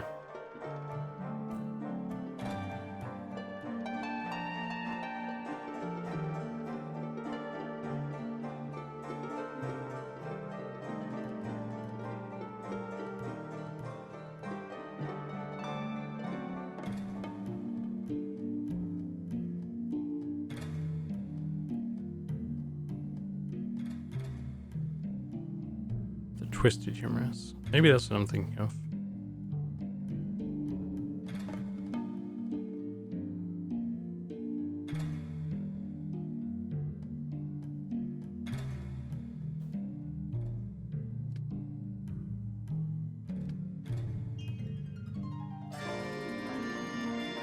There we go. That looks pretty good. I think I need to probably clean up the texture there. Just try and make it look more rounded or something. But I think it's pretty good. Does the fighter still have... Oh, yeah, he's still got the big one. That's the femur.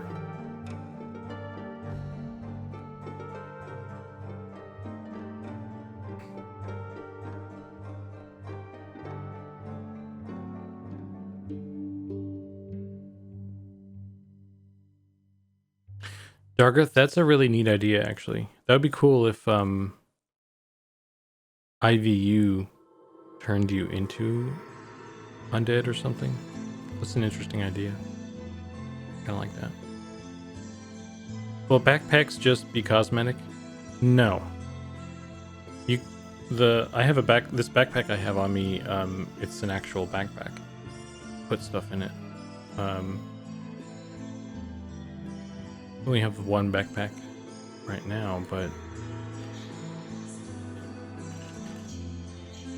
like it's my backpack. Can put stuff in there, so it actually carries things. I think oh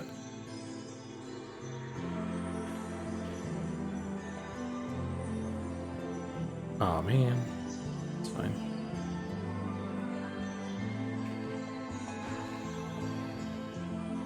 I think I'm advocating toward being able to have an option to turn the backpack off, though. It's just for people who don't want to see it, you know,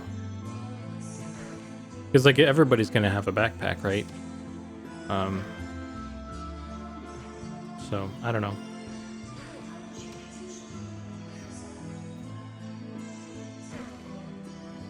Beat him with the bone. Why did he buy? He dropped bronze to caster.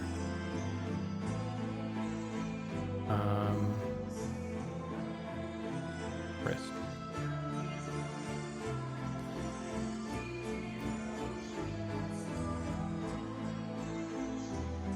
Backpack Tetris, please. Personally, I think it'll throw off the look for casters. Yeah, that's my thought too. Like, I think the backpack aesthetic can work if you're kind of like a rugged, you know, adventurer in leather or plate or something. But I don't really think it looks good if you're like an elven, like a high elf enchanter or something, and you got like this brown backpack on you or something. I don't, you know. So I really hope that we add an option for it. Oh, I got plate greaves.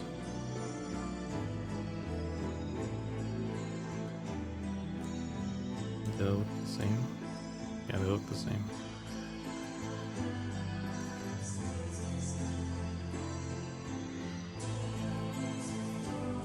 I hope we can use the bedroll. That'd be cool. You know, it'd be really like this would be going too deep into it, and I don't think we're going to do this. But just as like a thought experiment, it'd be cool if the backpack was just the backpack, and then you could like, equip the backpack itself with like a bedroll or a scroll or something, or extra shit, and then it would show up on the backpack. Like kind of like equipping. You equip yourself and then you equip your backpack, kind of thing. I think realistically, that's probably way too much, and I don't even want to do it from the art standpoint. I don't think that's too much, but it's an interesting idea. Modular backpack.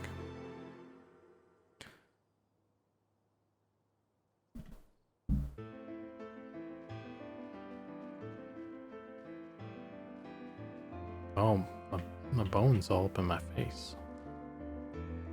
Oh, look at this guy. He's got plate. I like the bandits have gear now. It's cool.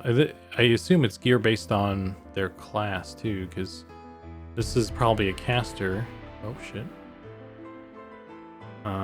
This guy is probably DPS of some sort, and this guy's like a fighter.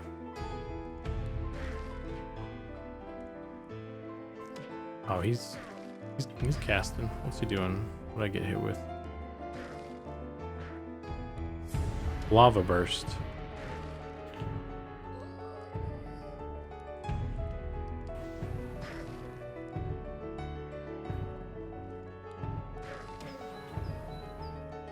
Go ahead, burn your mana. I don't care. I'll bone you to death. Boned.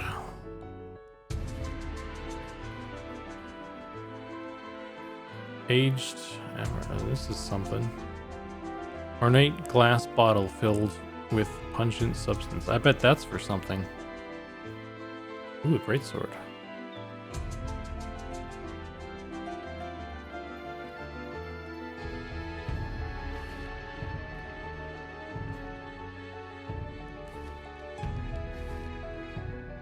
Corroded bronze plate gloves. I think the bronze I have... Oh, this is 1 AC. This is definitely better. 15 AC. Yeah, I would say that's better.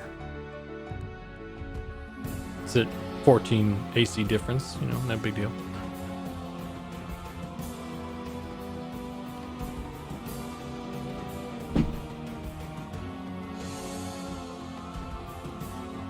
I think a bag on the side of a wizard can look cool, look good for carrying stuff.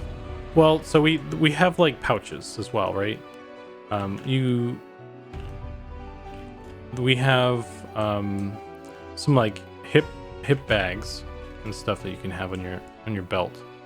And if you have a spell book, the spell book will be on your hip as well.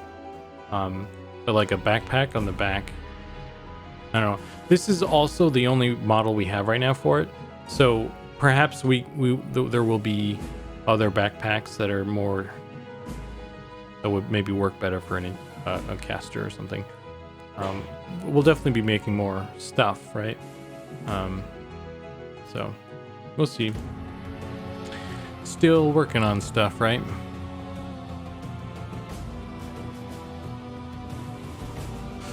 Okay. So the bone maces look good. I just actually let me do this. I need to redo this one-handed one.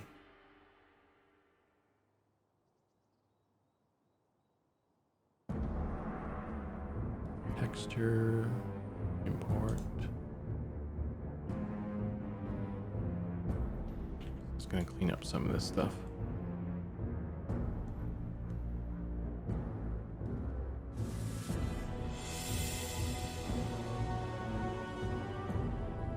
Yeah, lighter weight looking satchel backpack may work for casters.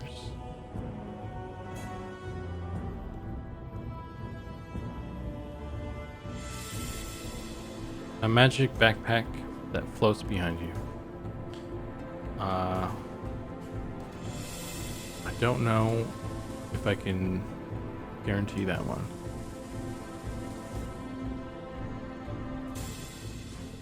Oh, there's some weirdness now.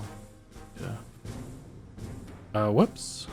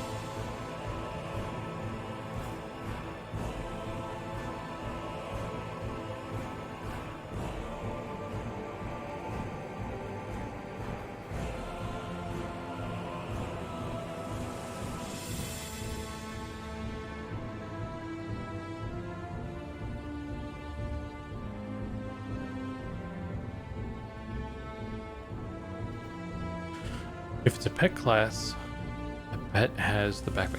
Don't forget that we're gonna have mounts and pack animals and stuff. So I suppose if you don't want to have a backpack, I mean it's like a free slot in your inventory. So I don't know why you wouldn't, other than aesthetic reasons, have a backpack of some sort. But you know, there's also pack animals.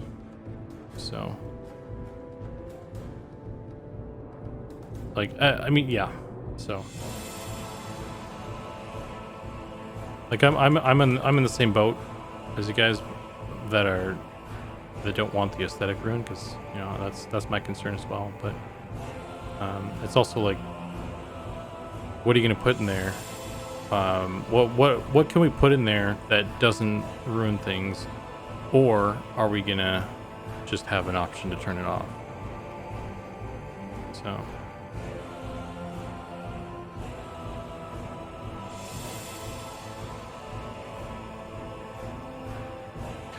yeah, Fashion Quest, like, yeah, man, like I'm in the camp where I would probably just not wear a backpack if like, because bear in mind, when I played P99, I was like, as soon as I hit level 12, I did the Ixar enchanter the Ixar illusion quest. I got the Ixar illusion, and then I went out of my way to always make sure that I was in Ixar illusion, because it mattered to me. Like, so out of my way where it was possible. Anyway, sometimes I had to pretend to be a dark elf. It's awful. Monsters in fashion. Fashion monsters. I was always clicking my Skelly illusion. Yeah. I'm so down with the little halfling using a backpack with bedroll, full shireling. Yeah, like, see, that's the thing though, Primus. Like, it works for it's. I'm not trying to get rid of it. It's a cool aesthetic, and it works for a lot of cases, I think. But like, not all cases, I would argue. Not everybody wants that, and I feel like the simplest thing is just to have it an option that you can toggle off for those that don't want it. I don't know, or have a backpack, just backpack options that kind of work for different people or different looks. I don't know. I feel like the team hasn't really talked about it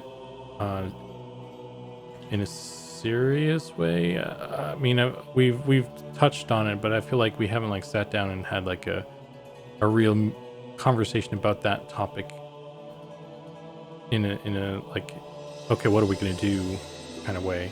So I feel like it's something that's still kind of floating around as it's like one of the less important things on our to-do list right now. So I don't have an answer right now, but it's one of the things that I think we should figure out at some point.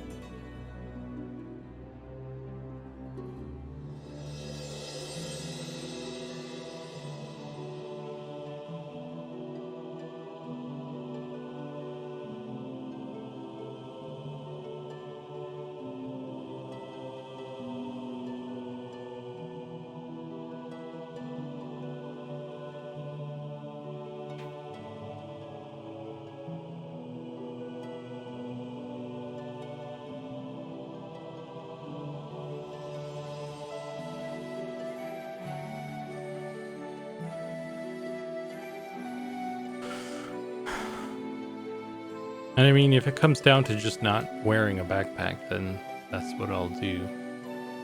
But I think it's, you know, I don't see why we wouldn't do something.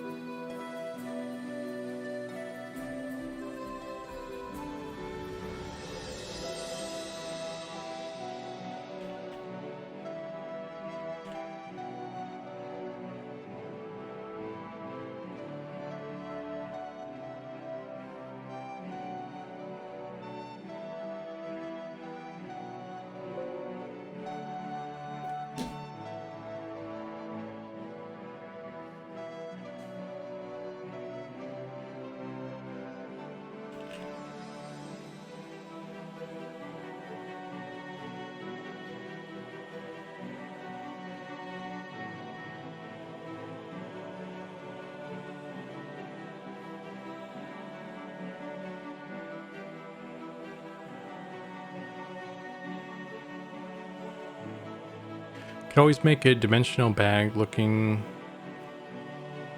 thing where the icon looks like a bag, but it doesn't have the model. Still, I think just a toggle would be easy. Yeah, it would be nice to turn off on my necro, but on my rogue or my ranger or something. Yeah, like, I mean, another option is just to have a bag that doesn't have a graphic, and then that would just make that particular item extremely valuable for Fashion Quest, right? Like, if we could do that, like, that could be a thing as well. If we wanted to create that demand intentionally like that.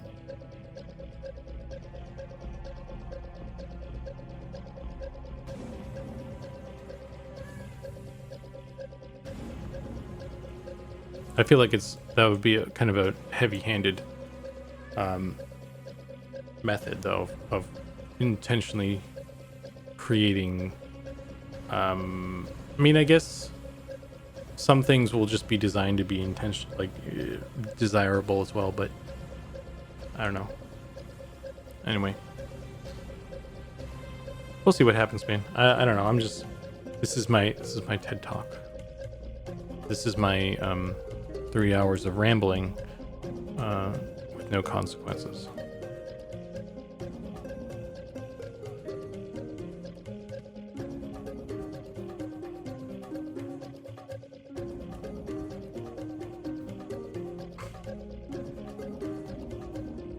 I want to fix the lips on this too, this face. I don't really like how it comes down the middle.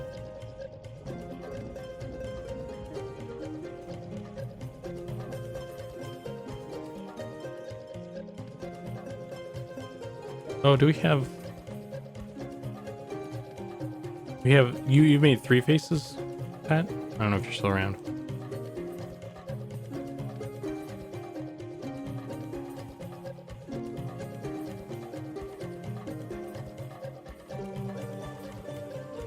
I think there's an additional face I hadn't seen before.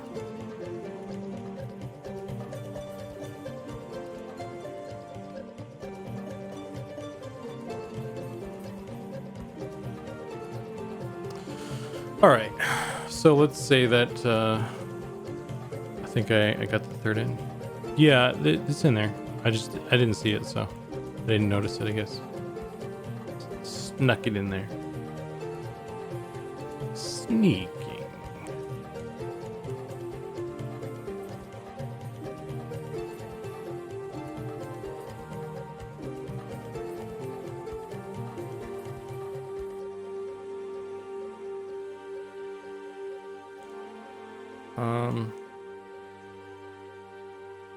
Let me check on the two-handed axe, because that one's probably going to get used for stuff. And the scythe. I need to make I think the scythe is using both sides are using the same texture thing, so I need to do that one too.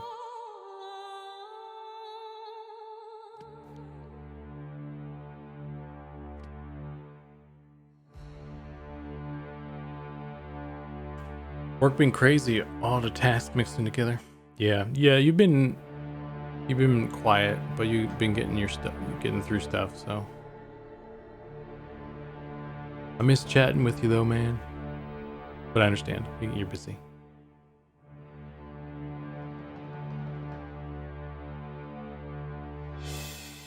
Works just being that way for everybody.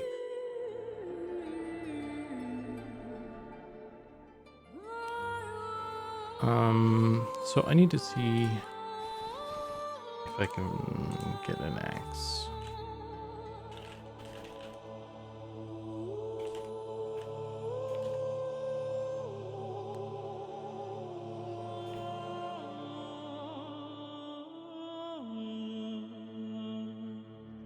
PH two-hand axe. That's what I want. There you go. So I squished the blade in as well on this. But I didn't update the UVs to match that.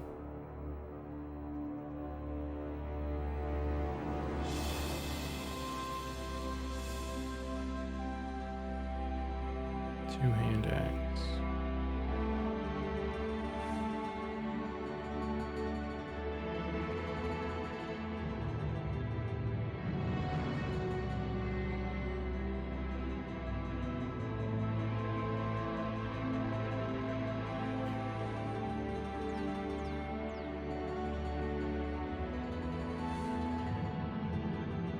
It's a hefty boy.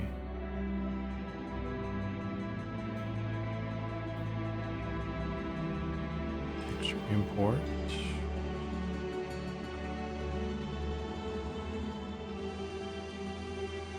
Two-hand axe.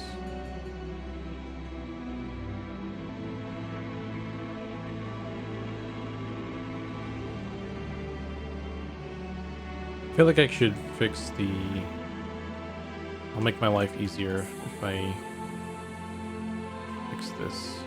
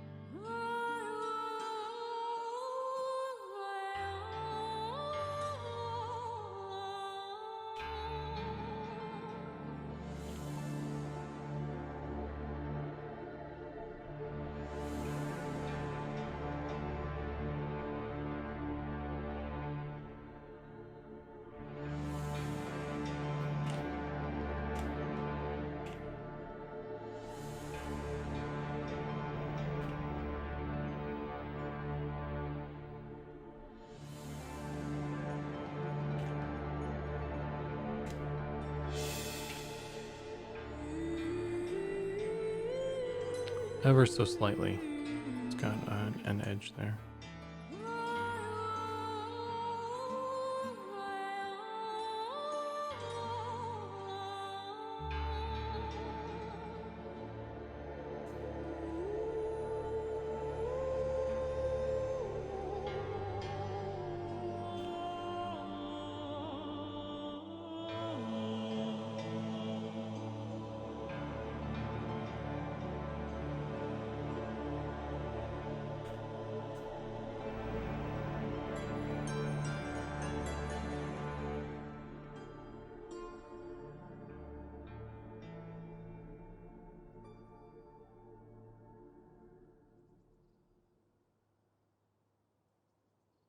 That doesn't want to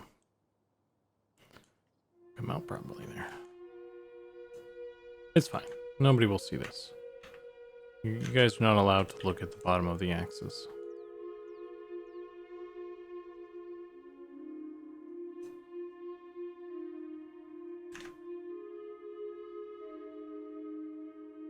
It's a bannable offense.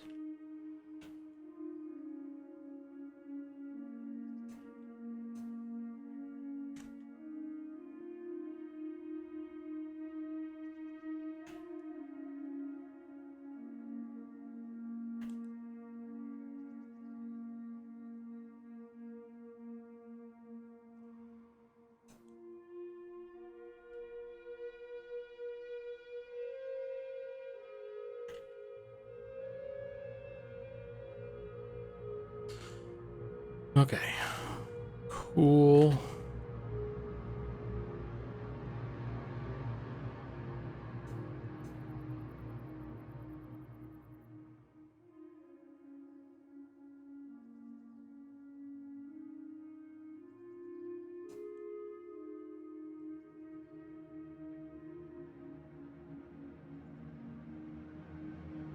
Looking at the bottom of my axe?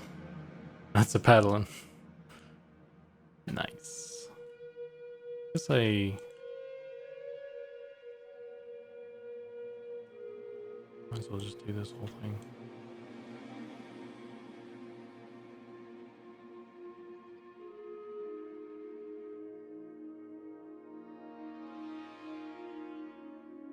Because I'm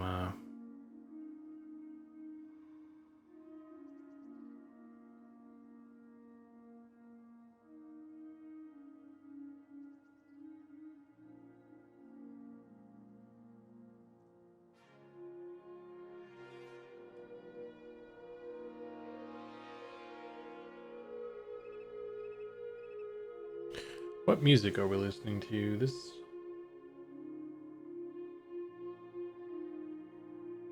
I guess this is time to change the music there.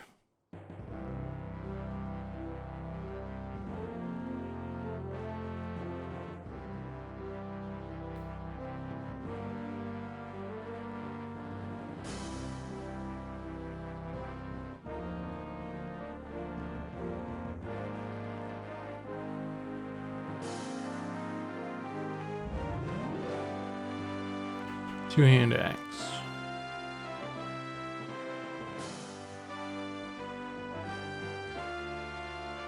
Yeah, you know, another good one that really gets me is the merchant.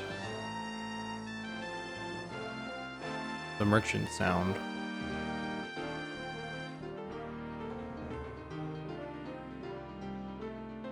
Never gets old.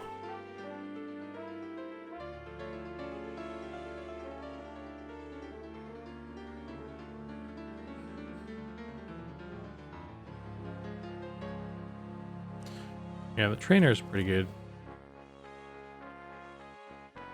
Merchant's a banger, though. Oh, I'm still in game. Yeah.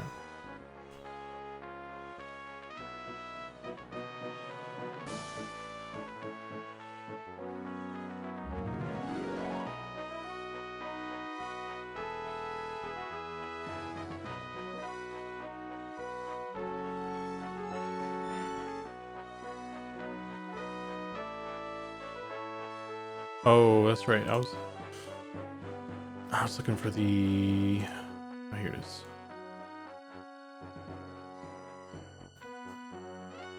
Cool.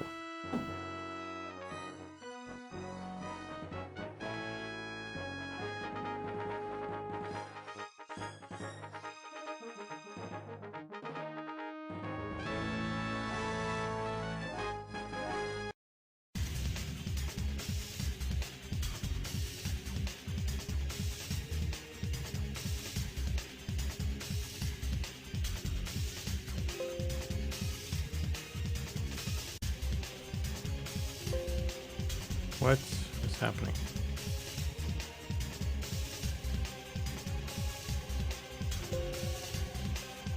Why are you being like this, Bush out? I know there's no pixels in the gray area. I was trying to do a marquee select. You dingus.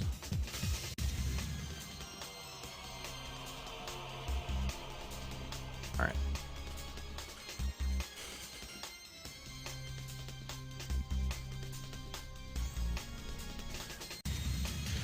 I remember sitting down in 1999 with my dad and watching him create his human wizard.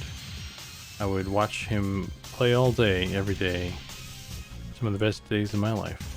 That's how I got into it as well. I watched my brother play. And then I finally got to try it out myself. And I made a halfling druid.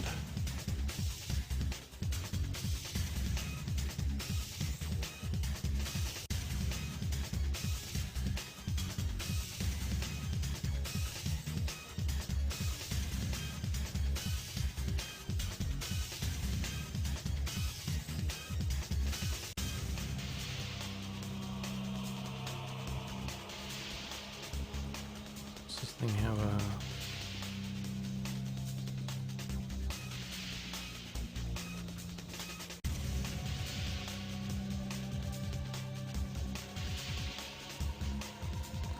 My dad never got into EverQuest. He's not into games.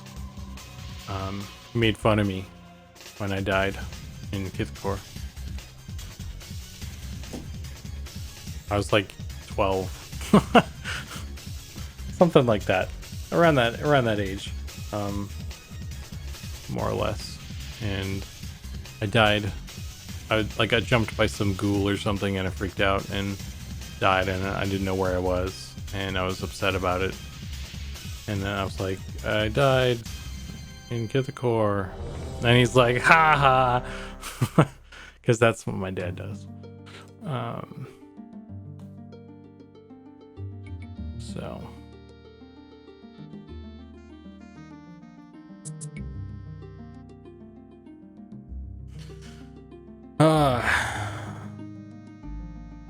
I need to walk the doggos, but in case you're gone by the time I come back, thank you for the stream once again. Love how everything's going. All right, Raphael, catch you later. Thanks for hanging out. I'm probably going to be gone by the time I get back. I just realized these are poking out.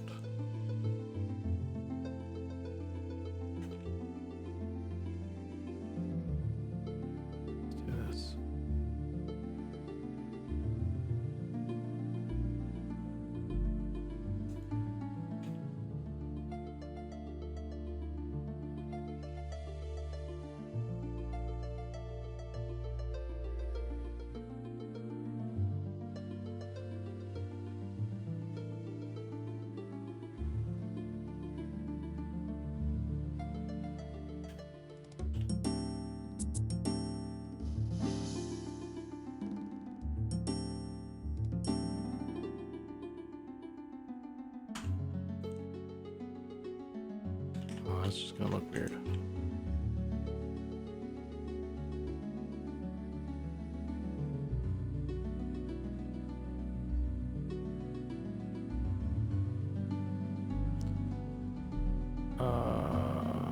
Wait, did I do that already?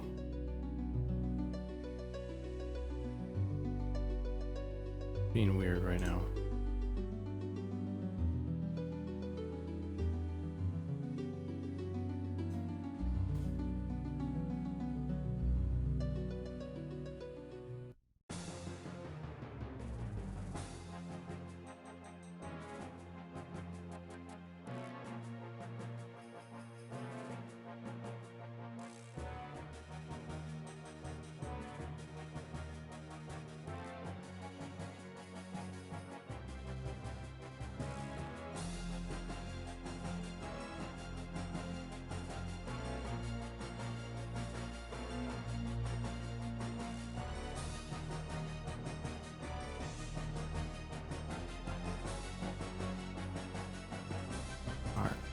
Oh, Mark Sharp.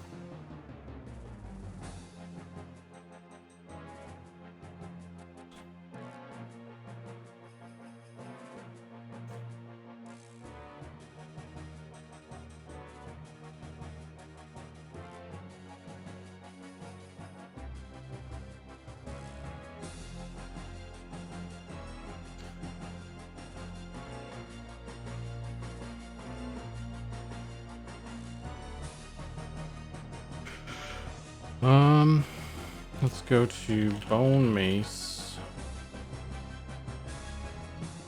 And I want to re-import the axe.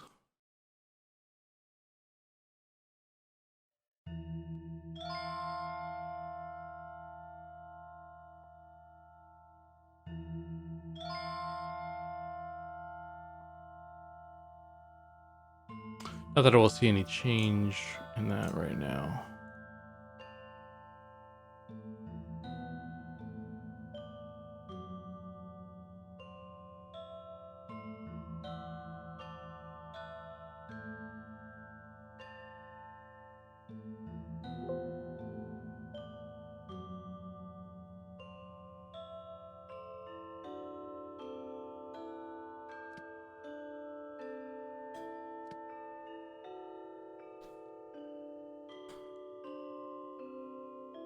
Yep, that's an axe.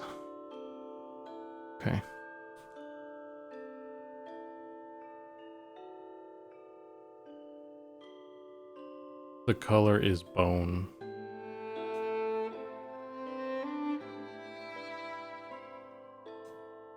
What color would you like us to paint your car, sir? Bone. Sorry, come again? Bone. Oh, I was gonna redo the Bone Mace, actually, for other reasons. Two-hand.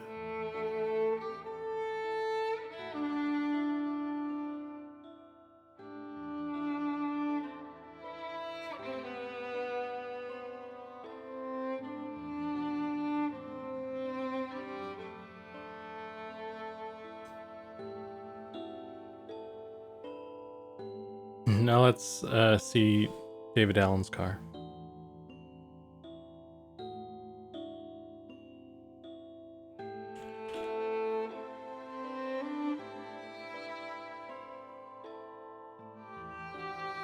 Oh. It's almost 9 o'clock here, and I'm really feeling it, so I'm not really gonna get anywhere with this guy right here.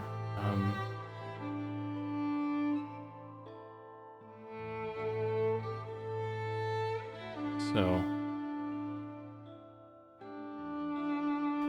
I don't know. A little bit of a blade.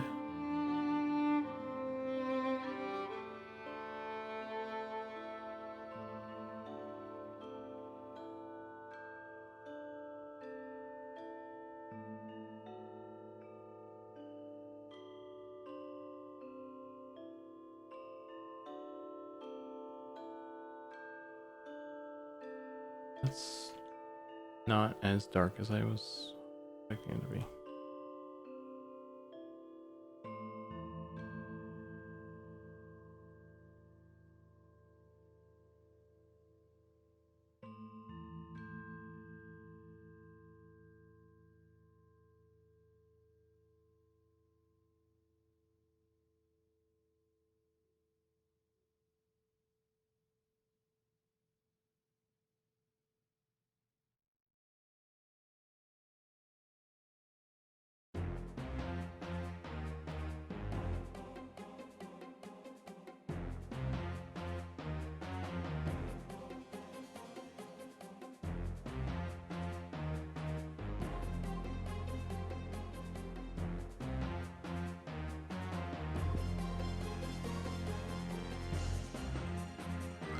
What do you do for a full-time job outside of working on M&M?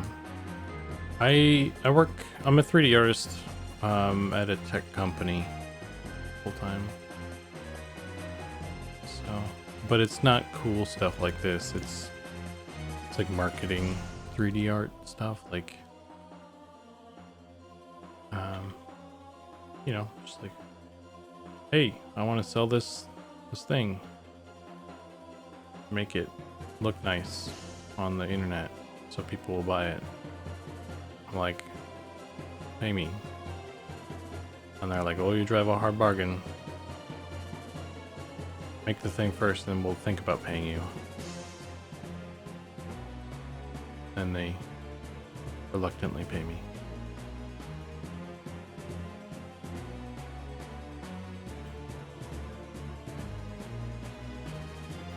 Because, you know, art is like super easy and stuff, so it's not really worth money, right?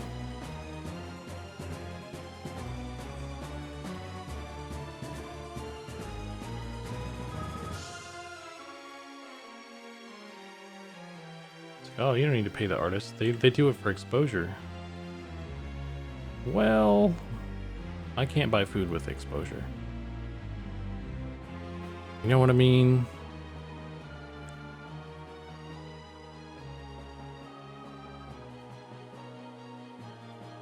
My landlord doesn't accept exposure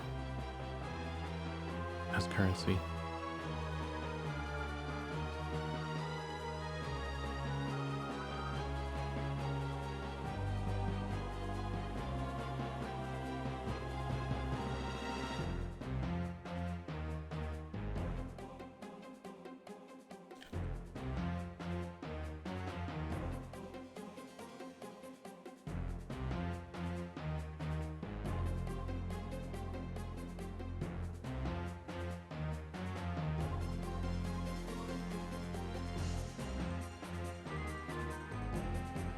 Hopefully making M&M will become a full-time job. I really genuinely hope so. I would really like to do this full-time.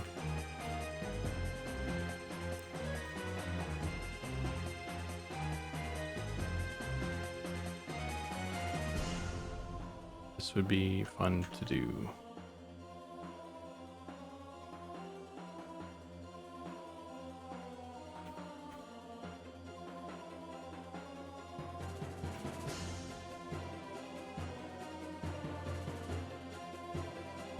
I think this is the bottom of the save. Yeah.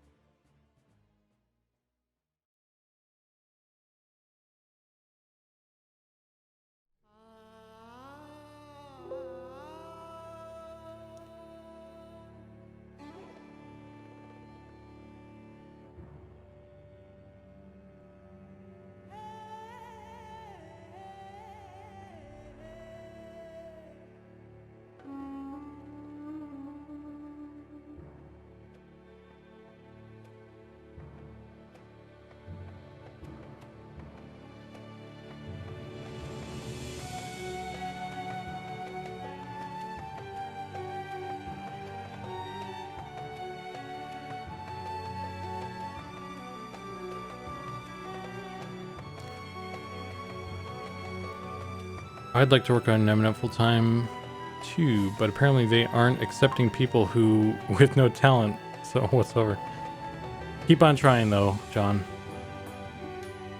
Just keep applying. Maybe get like the chat GPT to write you a cover letter. You know I have no talent and I hate gnomes, but I think I would be a great asset to the team. Okay, well what do you feel like, what aspect of the team do you think you excel at? Hating gnomes. Okay, well we don't have a position right now for hating gnomes. Thank you for applying, and you can see yourself out.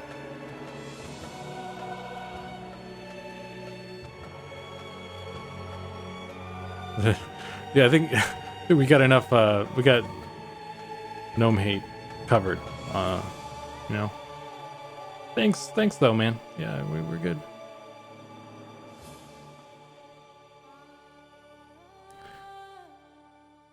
Senior complainer. I'm the idea guy.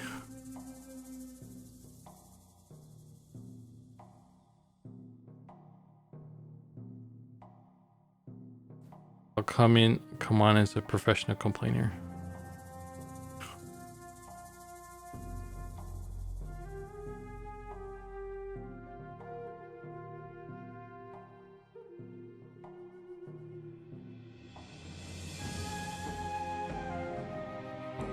I don't know if there's a way to rotate the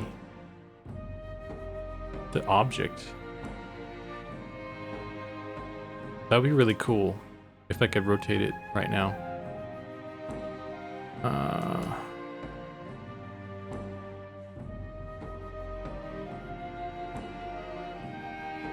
But I guess I'll have to go into Photoshop here.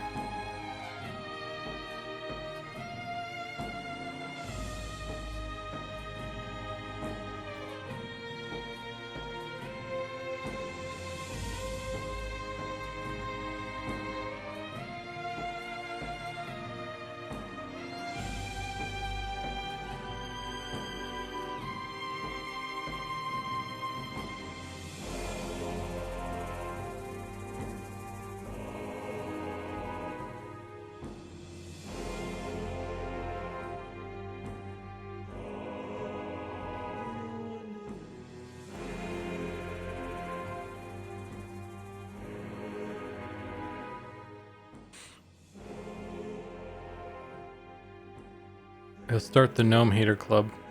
I hate gnomes for free. Why would I pay anyone else for it? ChatGPT wrote my letter, sent it to you in Discord. Okay, here we go.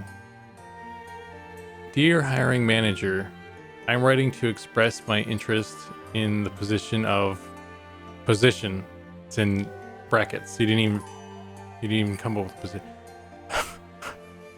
For my for the game Monsters and Memories. While I may not have any actual skills related to game development, I am eager to learn and contribute to the team in any way possible.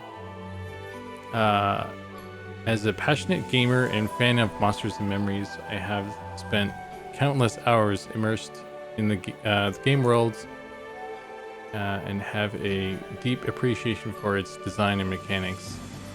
I have a natural curiosity and enthusiasm for all aspects of the game development, and I'm eager to gain hands-on experience and contribute to the creation of an amazing game. Wow, this is so professional.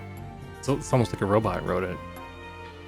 While I may not have any direct experience in the industry, I am confident in my ability to learn quickly and adapt to new challenges. Oh, there's an extra bit there.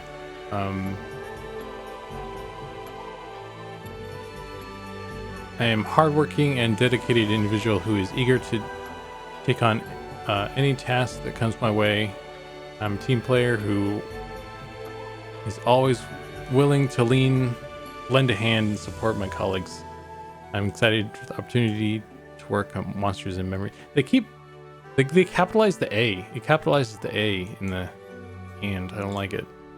I decline right off of that. Just can't even get the capitalizing the A. And I'm confident that I can make a positive contribution to the team.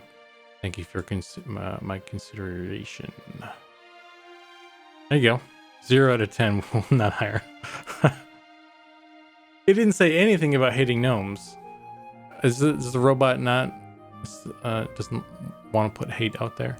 I believe that my unique perspective and passion for gnome destruction may be a valuable asset to the Monsters and Memories team. Thank you for considering my application, and I look forward to the opportunity.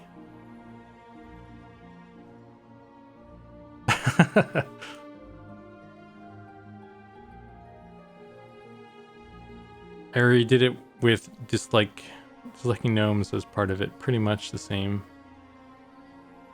Yeah. Well, I'll pass it along to the hiring manager and see what he thinks. You know.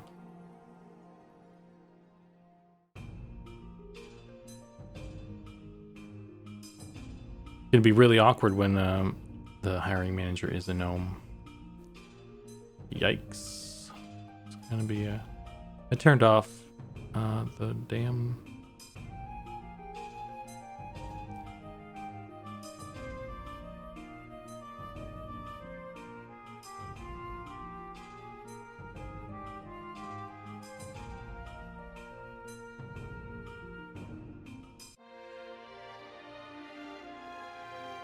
So many job applications gonna be written by ChatGPT nowadays. Gonna need a ChatGPT to start vetting applications.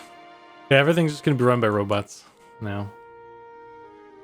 Gonna have the robot apply for you. The robot's gonna look at the resume and decide if you're. I mean, that already happens though, right? There's already like a filter or something.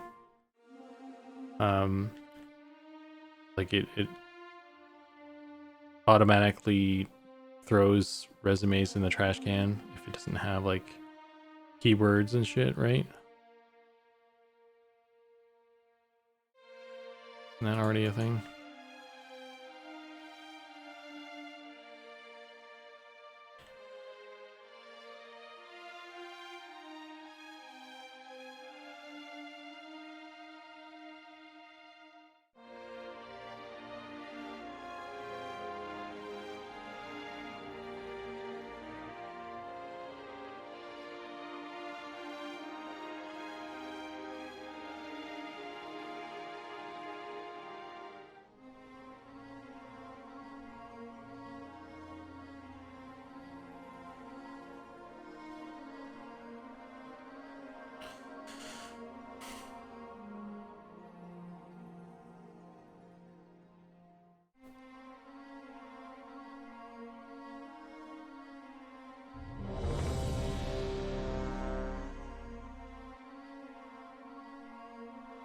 Cindercroft, how you doing, man?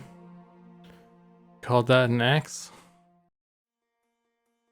I'm trying to call it an axe. Would not say it's most successful of attempts at the moment, but we're getting there. It's starting out, you know. It's rough draft axe.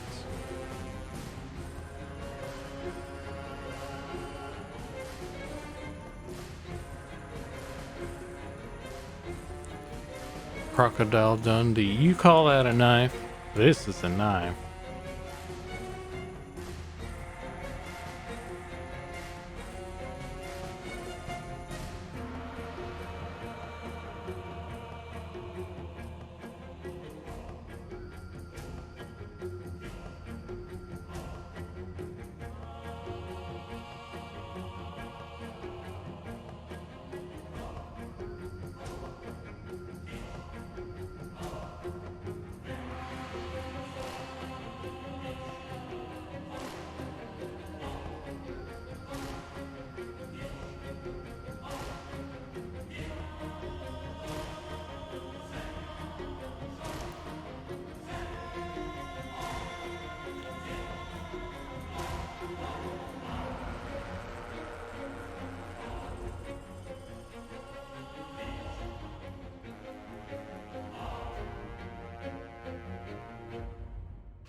Doing good, how are you? I'm alright.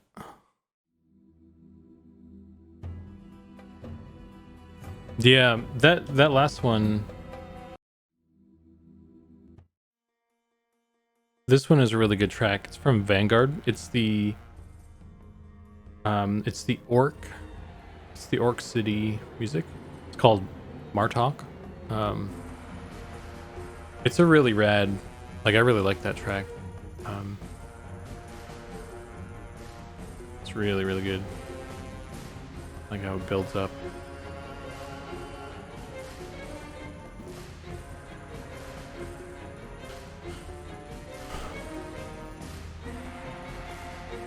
Yeah, and you can still play it if you really wanted to. But yeah, it's not what it was.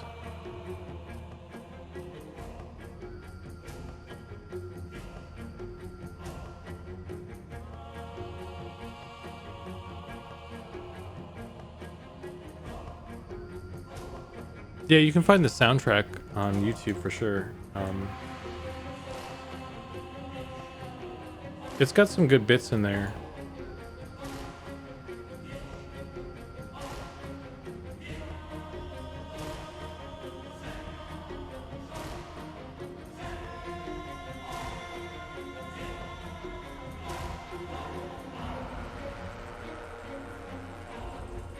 You know, the sound system in Vanguard was really cool, actually.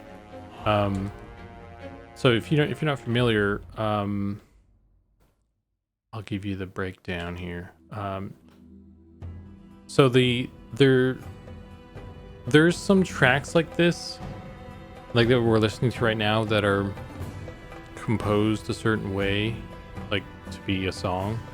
But a lot of the music, a lot of the ambient music, is just like snippets, and they're layered on. What's the word? They're layered on in real time based on what you're doing. So, and based on the time of day. So like if you're just like standing AFK in the middle of the day, in the desert, it'll play like a couple tracks. Like it won't play everything, you know, because it's idle, like nothing's happening, so there's no music. But if you like start running, it'll continue playing whatever it's playing, and then it'll layer on top some extra beats, some fat tunes, as they call them in the industry, because I know everything about music. And like if you enter combat, then it ramps up, you know, like. And if it's nighttime, it plays this like a more kind of like soothing, I guess, or it's just a different kind of version of the music of the zone, right? So it's just really interesting the way it does that. So there's like all these components that, like, the snippets of music are designed to be layered on top of one another depending on what's going on or where you are or what time of day it is and stuff. So there are songs in there that are, yeah, like I said, I'm just kind of repeating myself at this time, but yeah. Anyway, I'll shut up. I think you get the idea. It's cool. It's cool. It's cool.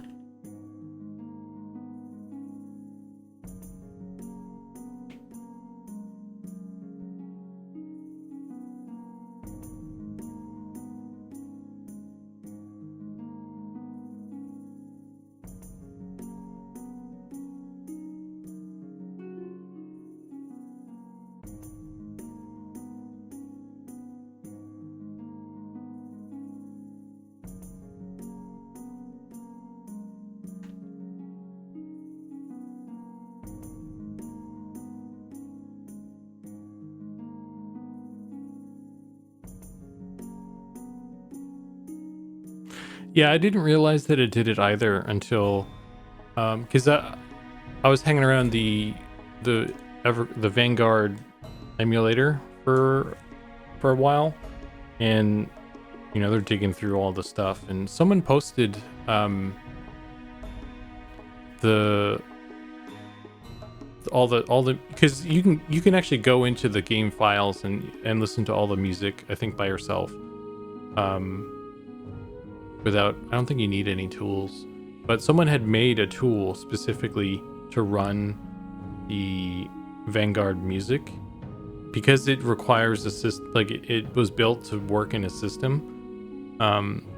Someone built a tool that kind of emulates that, just the sound system, so you can listen to all the different versions of all the different tracks and stuff, and they're all very similar.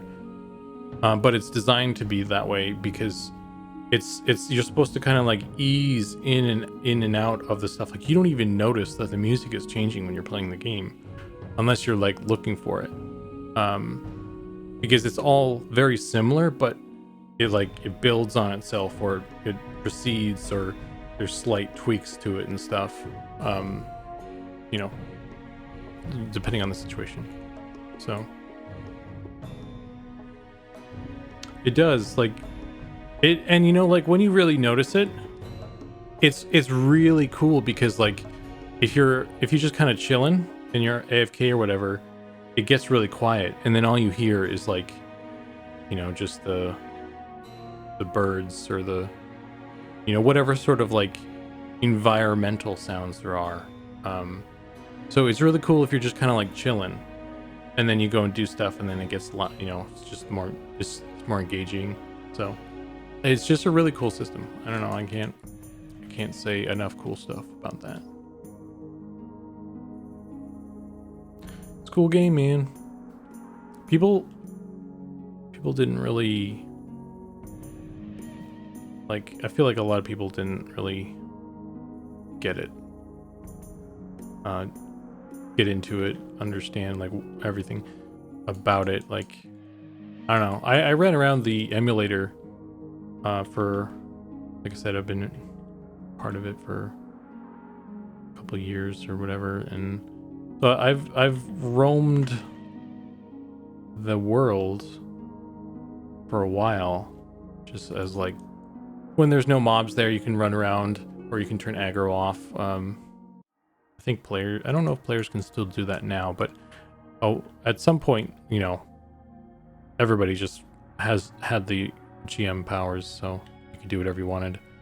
And so I was able to like just kind of zip around and see a lot more stuff than I otherwise might not have. And I like the number of dungeons that I'd never seen before that I just stumbled upon, and I continued to stumble upon for years. It's just, it blows my fucking mind just how much shit is in that game. Like how much, like the world, how much of the world there is. And you know, the argument was like there's nothing in there to do, and that's a fair point. There's a lot of that stuff didn't have a lot of content. It's like, man, that's a lot of ground to cover for the content guys. But you know, they had the space to grow into, and that's probably the plan or something. But yeah, it's cool. I thought it was really cool. I still think it's really cool.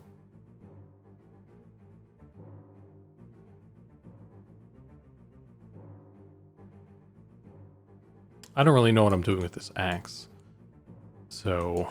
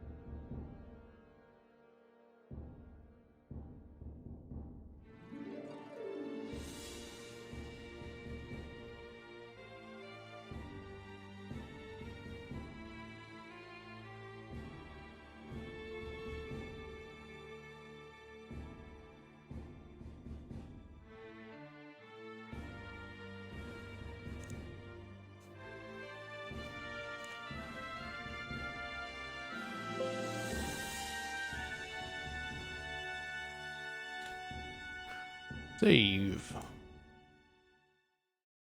Look at that. Actually, I wonder if I should flip that.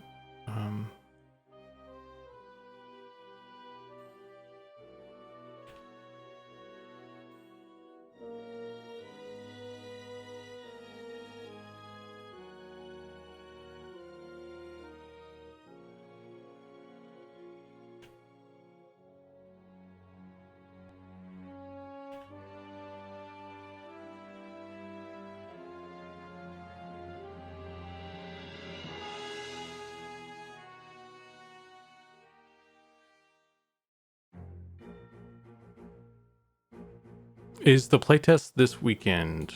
No, it's not. It's not this weekend. It is the 28th and the 29th. So next Saturday, Sunday. It's coming, yeah.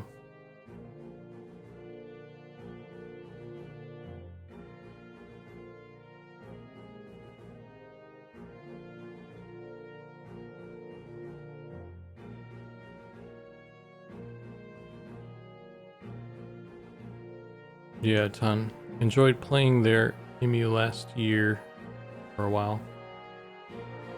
They're still working on it.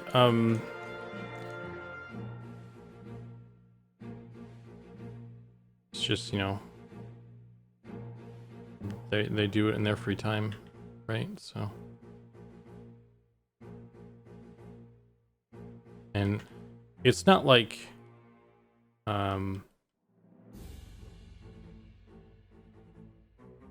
a normal project, because it's not like P99 or some other game where they have access to information, accurate information about stuff. They have to like reverse engineer shit just to figure out what's going on, because the game wasn't very well documented, and the game changed over the course of its life cycle.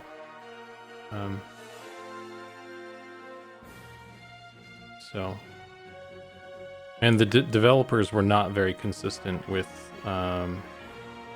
even just naming conventions. So there's a lot of work that goes into just the simplest of things with that project.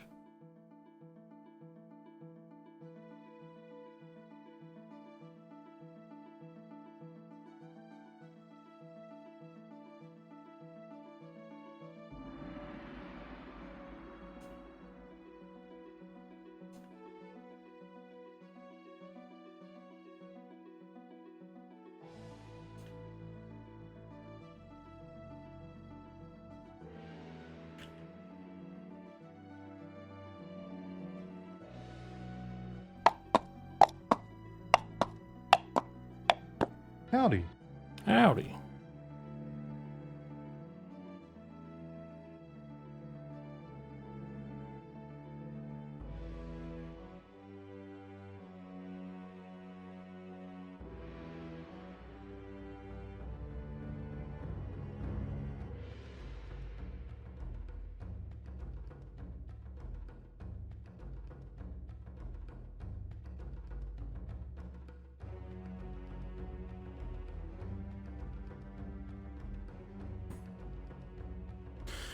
Making me work for the 5k skeleton.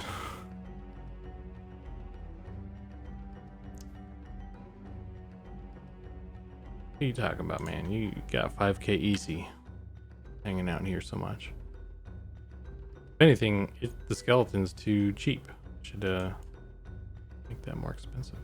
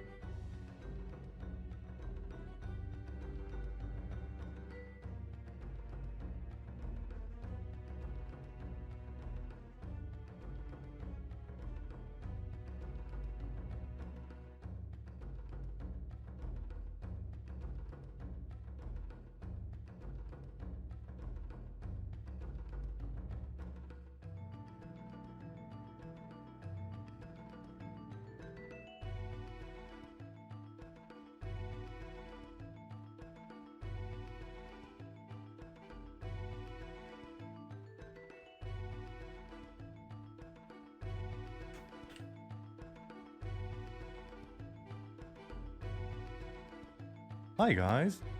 Hi, guys.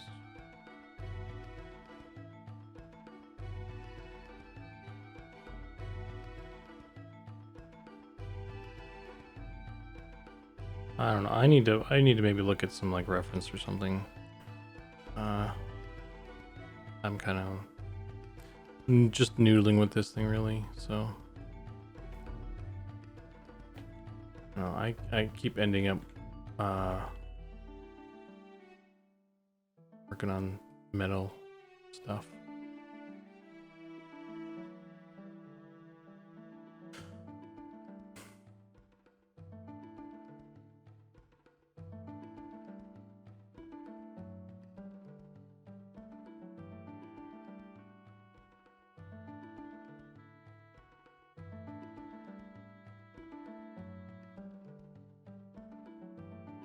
What's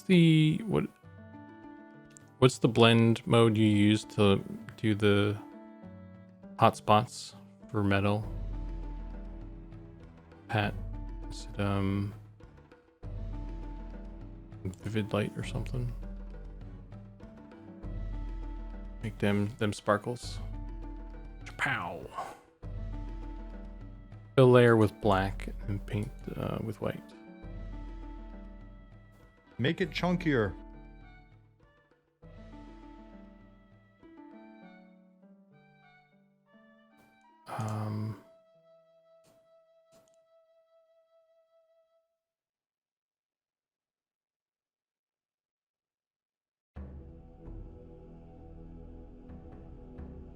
Color dodge. Color dodge.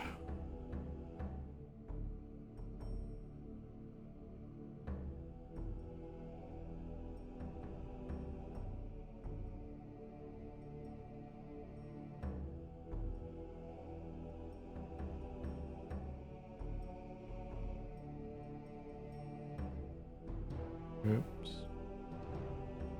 Oh, and you can go over it multiple times and it'll get even spicier.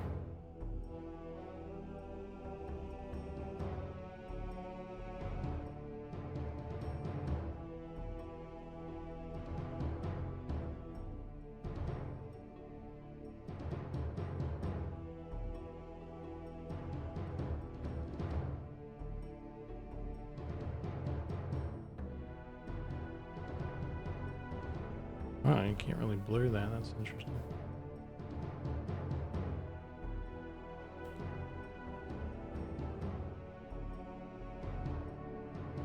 Well, that needs some work or something. Yeah, that's awful. But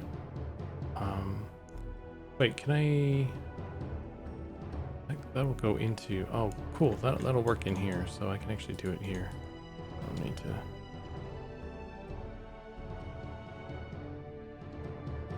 Don't need to do it in Photoshop.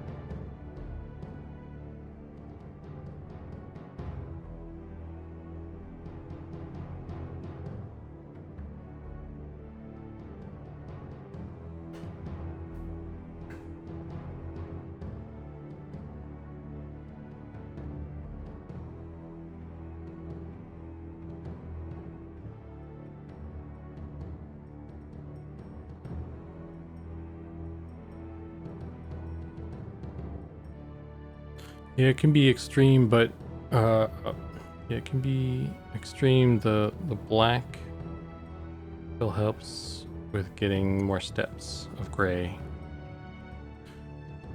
Yeah, this already looks really good. This looks pretty good actually. It's a good start at least. I like this. Thanks for that tip, dude. This is cool. Pro tip.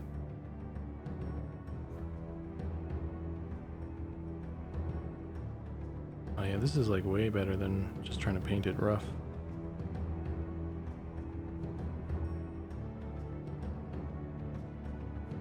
For that glinty metal. Well, I think it's also like helping with just like the subtler. Oh gosh. The more subtle kind of like just sheens and stuff.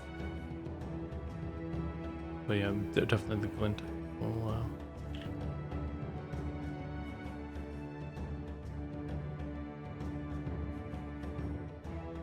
this is already better than any of the other shiny metals I've tried to do. No.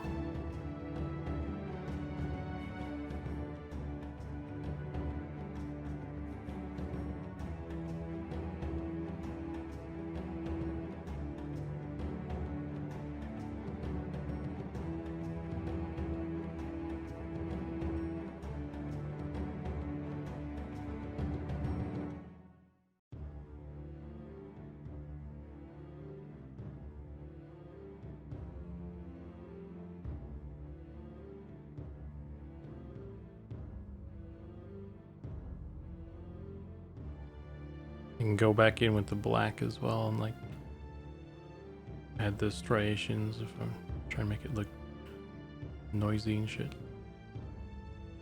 I don't know. It's still kind of butts, but it's better butts than I was doing, you know? I was out here butsing on my own and it was just mega butts, you know? So we're doing a little better butts. So just all butts all the time. And I was like, man.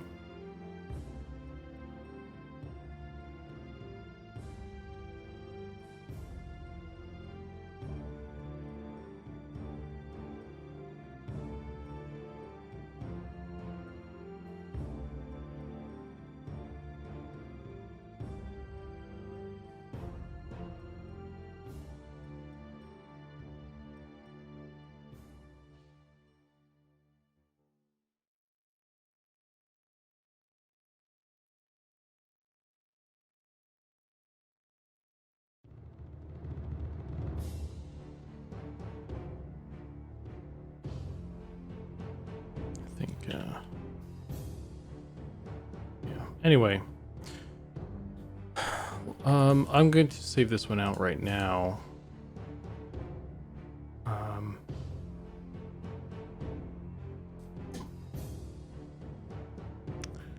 And I'm gonna call it a night, I think. Damn, it's 9:30.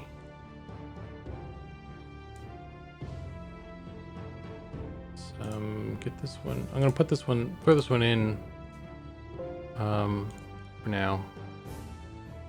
I'm gonna push those changes.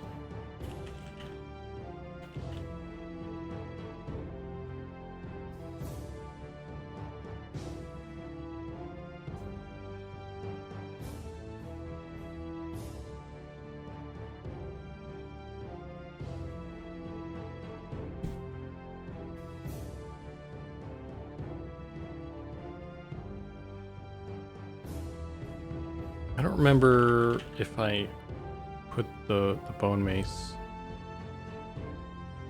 the updated versions in there. I'm gonna do that real quick as well.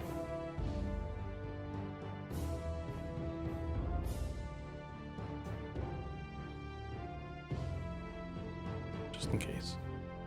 And then we'll just take a quick peeky weeky at the axe, and then that's gonna be it for tonight, guys. Yeah, it's late.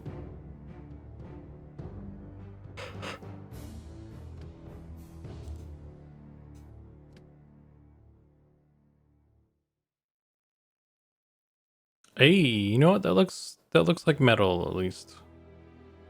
It's good. It's a good start. We're doing the Lord's work here. Oh, wait. Okay, there's a hole there. I need to clean that up. I can see right through the back of the blade, but yeah. It looks metal-ish.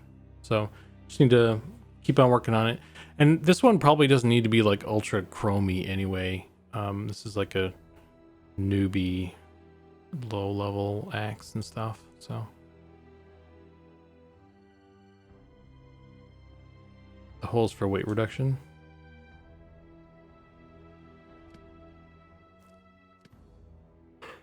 Okay, guys. Thanks for hanging out as usual. I appreciate your input and your jokes, and your company. I guess I should try and save this.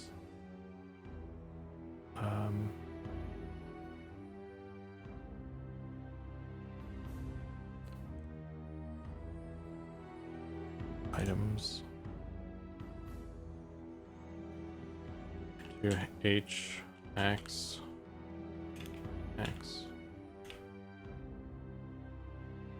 Maybe I could come back to this without having to screw with stuff. Okay, guys. Yep. I'll catch you guys Thursday, where I will be doing more texture work.